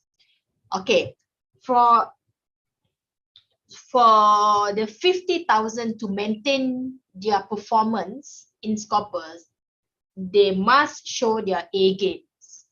All right. So once you get indexed, for example, the Lancet still get indexed now. So Lancet must maintain their performance so that they can still be indexed in Scopus from time to time. All right. So out of the 50,000, every single month, definitely there's a discontinued journals. So Scopus like, oh my God, you are not playing your A game. You are going to go. Okay, hundreds of these journal out of 50,000, you are going to go this month. Next month, 200. Next month again, 300 and everything. So the things that I want to share with you, you need to make sure that Scopus coverage shares here. Don't follow your seniors. Don't follow your seniors, and then you need this one also. You discuss with your supervisor. Maybe your supervisor kata, Rahayu, I want you to try to publish to Lancet. Try to publish. Very good. Last time a few times already. 10 years ago I already published in Lancet. All right. So, but the thing is, you must check first.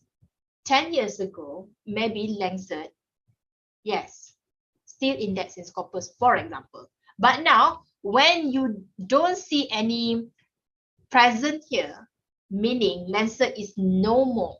Okay, so usually when that particular journal is no more indexed in Scopus, you can tell by looking at this from what year to what year. For example, this one from 2000 to 2022, for example. So starting January 2023, this journal, it is not listed anymore. It is not indexed anymore in Web of Science. But the thing is, your supervisor already published in Lancet, for example, for the past 10 years. No problem. That time is the glorious time for the Lancet, for example. But for starting January, for example, January 23 Lancet, it is not listed yet. Dah down again. So no more A game lagi, no more A plus. All right, it's already discontinued. All right, so Scopus say bye bye. All right, so that's why starting this year, if you want to publish Lancet, I don't encourage you to do that. All right, because that's why if you want to know, you just Seek the daughter. Okay. There's one more way that you can search for the any potential journals that you want to publish. Not just by here. You can go by sources. This is one. This is like JCR just now. This is like here. All right, but they are using Scopus. They have inside the Scopus. Okay. So what you can do here, you can go by subject area. You can go by title if you know the title. You can go by publisher. You can go by SSN. If you have specific journals that you want to try to search, or you want to try to submit your publication and submit your manuscript, go by SSN. ISSN, I always encourage to use ISSN because ISSN is a unique number. Sometimes the journal's name quite similar to the other journal's name, right? Sometimes it's quite similar, and then sometimes the use of the, at, and everything is messing up there. So that's why we encourage you to use the ISSN. But if you just want to look for any potential journals that you want to publish, go by subject area. All right. So subject area, for example, okay, food science. Okay, I food science, and then I apply. So in food science, there are 448 journals that index in Web of Science. All right. So what is this? You cakap, Puan Rahayu, what is this? It is also an indicator to rank each and every journal. All right. For example, you want to look for this particular journal. Okay, Nature, Sustainability. Okay, this one. Okay, go on. All right, go on. All right, for this one also go on. All right, to present. When it comes to present, still go on lah. All right. So this is how you want to look for the journal. All right. So this one you can filter also. I only want the journals. All right. So I only want the journals. All right. And then I click, and then I get the informations of this particular journal. Also, this one also indicator. They have SGR and SNIP. How they categorize the journal. This calculation, you don't have to worry. They make it for you already. You don't have to like learn everything and everything. What is this and everything. So it is automatically generated by the system itself. All right. What is important to you is to make sure that the journal's name and then the coverage years. All right, coverage years, make sure that it is to present until you want to publish this year. All right. So make sure that you know how to use it. All right. So is there any questions that you want to ask?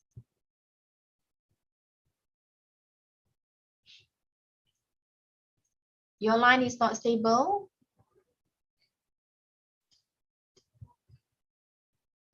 Is there any questions that you want to ask? Doctor, Yes. If I want to create account for this, I use my Gmail or I use the student UITM email. Okay, for this one, it's up to you. You can use your Gmail or you can use your student student portal. It doesn't matter. It's just that this one, I encourage you because you when you register, it might ask you about your field of interest. So it might give you a new like highlight for that particular area. For example, you are in for example, food science. All right. So anything articles that related to food science, any field of interest of yours. So the Scopus itself will send you an email to you. So it's very. Is it different Scopus from your ITM? Then the number, yes, of course, it is a difference. All right. Scopus that you search in Google, the one is the web page.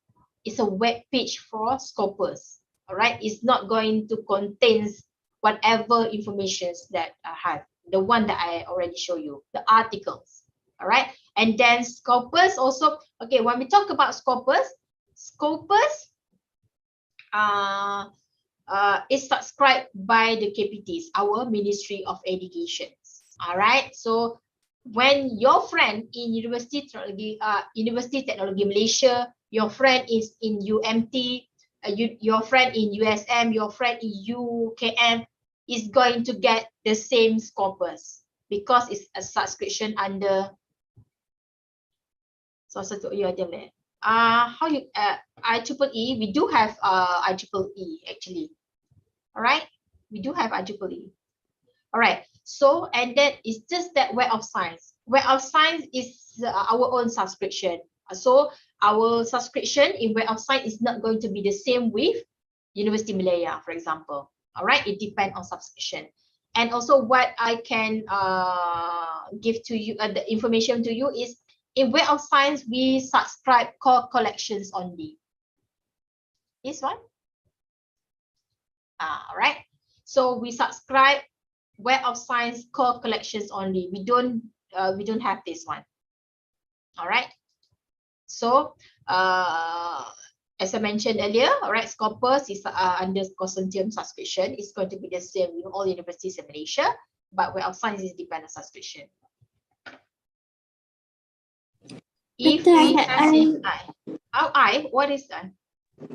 Sorry, Doctor, I want to ask, if I want to find a journal that is from the UITM faculty, like music, so is there any journal that I can download from specific? You want to download the article or you want to download the journal? I don't think you are talking about journal. You are talking about article, is it? Yeah. Yes. Or sometimes it is you confuse. The journal is the journal and then you can get all the articles in the journal. Don't confuse, all right? So kalau if you from the music, your music faculty, is it? Yes, Doctor, I'm from music. All right. Okay, so kalau music, you can go for here. What is music? Okay, music and performing arts here. So when you click music and performing arts, there's a 4 databases that you can use here. Thank you so much. Okay, all right. So any Doctor, if yes. I'm currently majoring in information systems, so which database would you recommend? Okay, for which faculty are you? College of Computing, Informatics and Media. Okay, that's why you are majoring in what? Information system. Information system. You can go where is the you can go for communication studies also. You can go here, computer science. Oh. You can go computer science. Actually, it's not that very specific. When we talk about we categorize all the databases into category, it doesn't mean like Web of Science. Oh, what is it? Web of Science for everybody. Web of Science is for everybody. All right, Scopus is for everybody. This one for everybody. This one also for everybody. IEEE Explore also for everybody actually. But the thing is, for example, your computer science, IT and technology, it is more on these databases. That's why we choose this one. All right. So if you want to, for example, this is very good. I recommend you to use this one, ProQuest and Disease and Dissertation. You can find all ProQuest and Dissertation theses from all over the world. And one more thing, one more thing that I want to share with you, information, go for our what is okay, this one, UITM National Repository, full text. Tayo punya sessions dah ni dah kerjaan. Alright. Go for our UITM thesis. Maybe you want to see how your seniors thesis before, so you can go here. Right, so once you log in, okay, this one is online database, right? So you can go here. All right, it's the repository, or you can go here, same also, right? So you click this one and you accept, submit, and then you choose your faculty. For example, Faculty of This one, okay, architecture. All right, and then you can search, and then what you can get is, this is all Faculty of Architecture's thesis and dissertation that they did with UITM. So you can download it. You can download it. All right, for example, this one, and then this one, all the previous thesis. All right, so 100 that you can download it, every single thing here. This is going to help you a lot, right? Did you agree with me? All right, so you have all your previous thesis, and so this one we have thesis degree, thesis PhD. All right, so everything that are being uploaded in here will benefit you and then help you a lot in terms of getting to know whatever topics that already been done by your seniors in your faculty, in your research area. All right, so you can go by here. So you can go Faculty of Applied Science, and then okay, you can search, right? It's very easy, right? So you can download it. Do you know about this? Or this is first time you know about this? Yeah, this is what I'm looking for. All right. Okay, mana ni? Yes, Al-Hafiz, where are you? Where do you mean like mana ni? You are lost already? This one. This one is under here, all right? Remember just now, if you want to search for online databases, all right, or any our digital services, go MyKM. MyKM will lead you to this page that you need to log in. You log in by using iStudent portal, all right? So your name is going to be here, all right? So if you want to look for the previous thesis done by UITM, all right? Oh, okay, right. Never mind. You just type. You can type your chat in the chat box. All right. So, UITM full text. You can go by here. You click here, and then you just do the other terms and conditions here.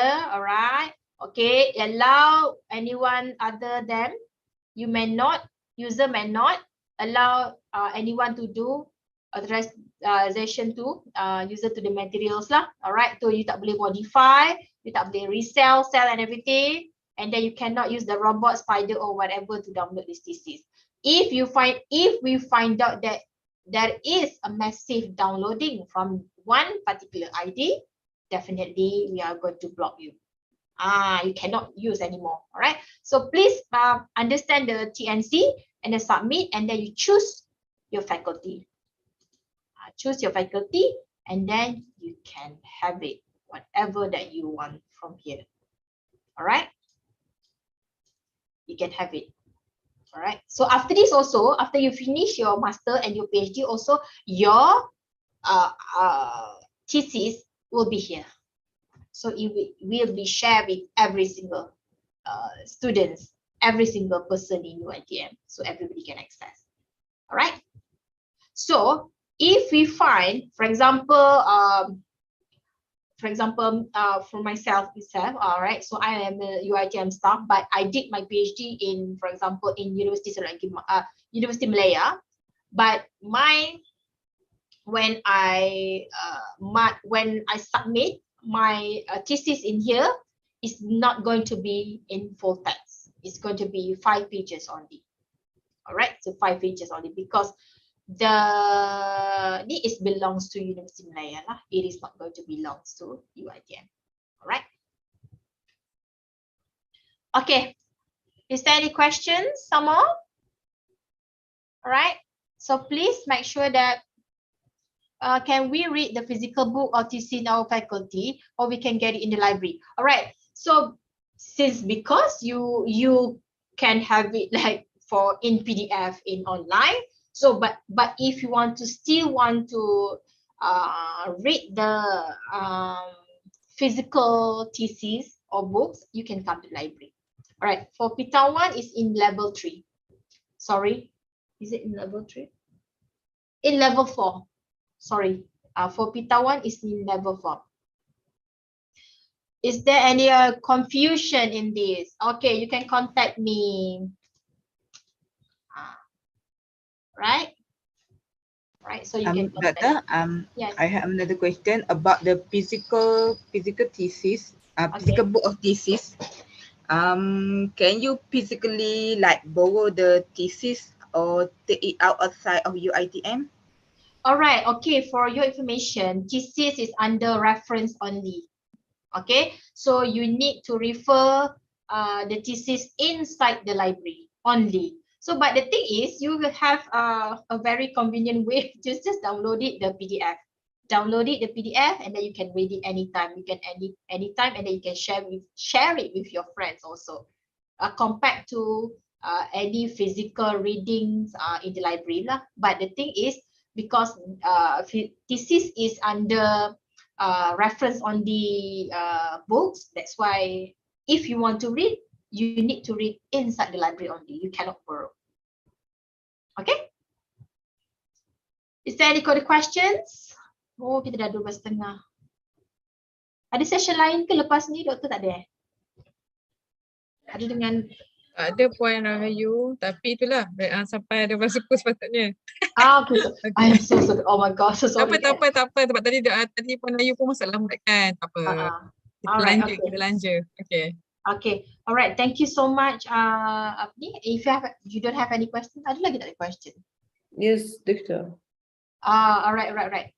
Okay. Thank you so much. Right. I love your energy too. Doctor, do you hear me? All right. So thank you again for the questions. All right. I believe that anything that I share with you, you are going to benefit it and then apply it to your journey of your writing. And then please come to the library. Please download our digital library. If you don't want to come to the library, it's okay. It's because everything is online right now. All right. Thank you so much for your participations, and thank you so much IPSis again for inviting me. And then I hope that these sessions kita akan jumpa lagi lah. I will see you again, insyaAllah. Thank you so much. Assalamualaikum. Thank you so much, Puan Ayu, Madam Rahayu.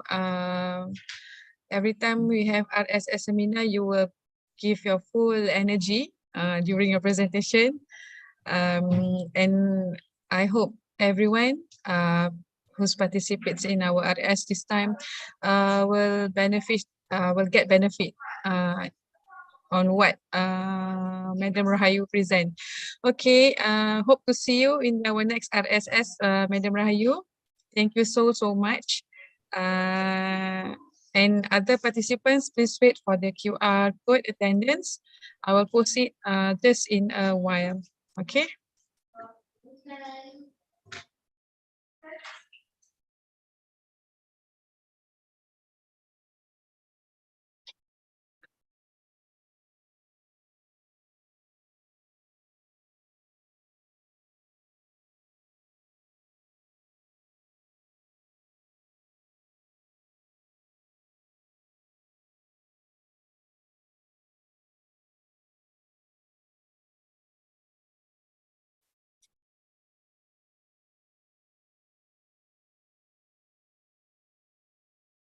I will share the screen right now for the attendance QR code.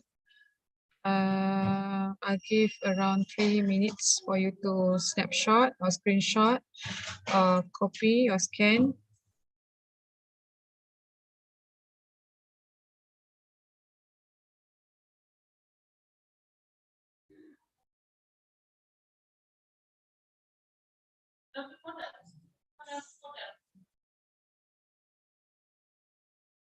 Okay, I'll post module 5 first, and later, after 3 minutes, I will post module 7. Okay, quickly screenshot it or scan it.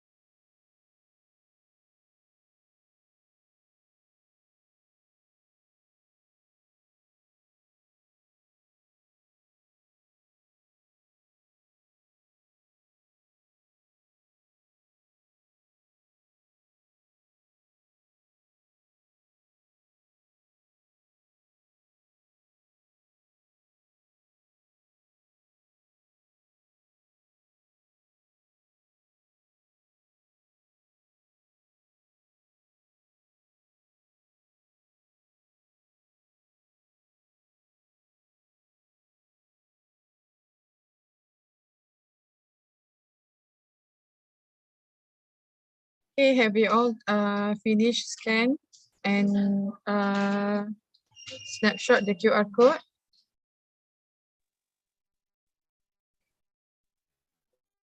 Finish. Okay, done, yeah? Okay, we change to the module 7. Doctor cannot. Why cannot? Which part you cannot? Cannot scan or access this one. You cannot scan is you cannot scan the code?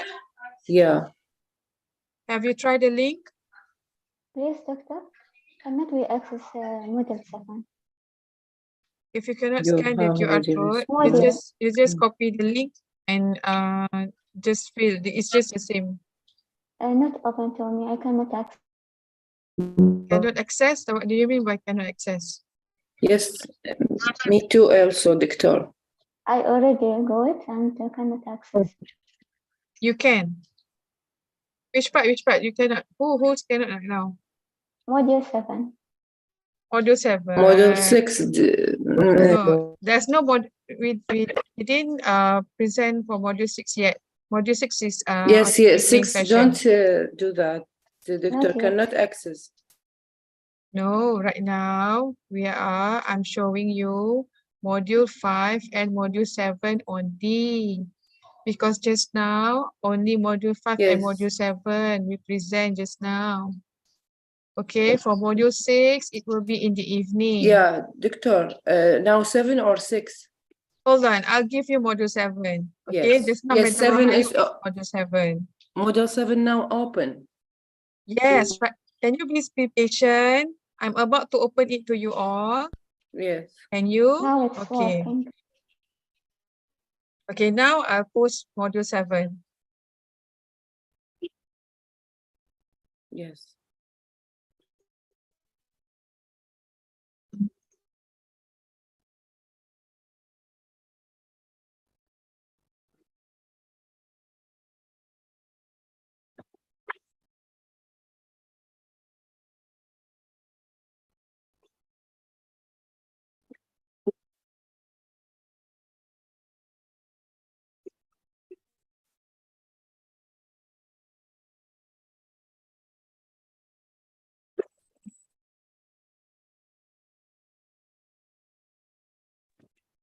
Excuse me, doctor. I can't log in.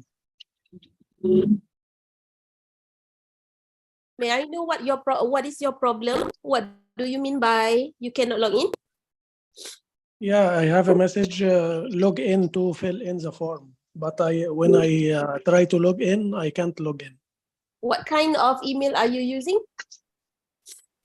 Same email I already registered this morning and yesterday.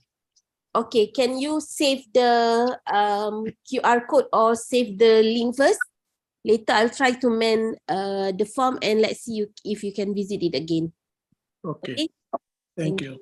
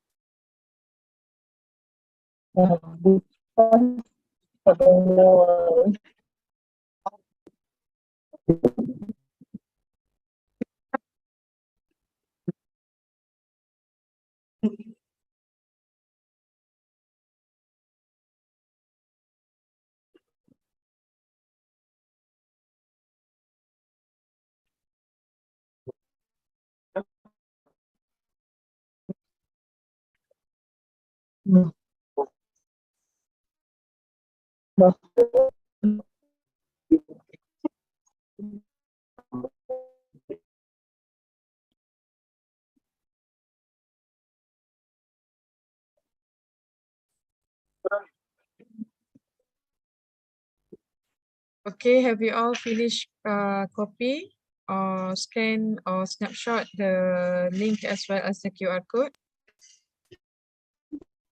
We are about to, I'm about to close the screen now.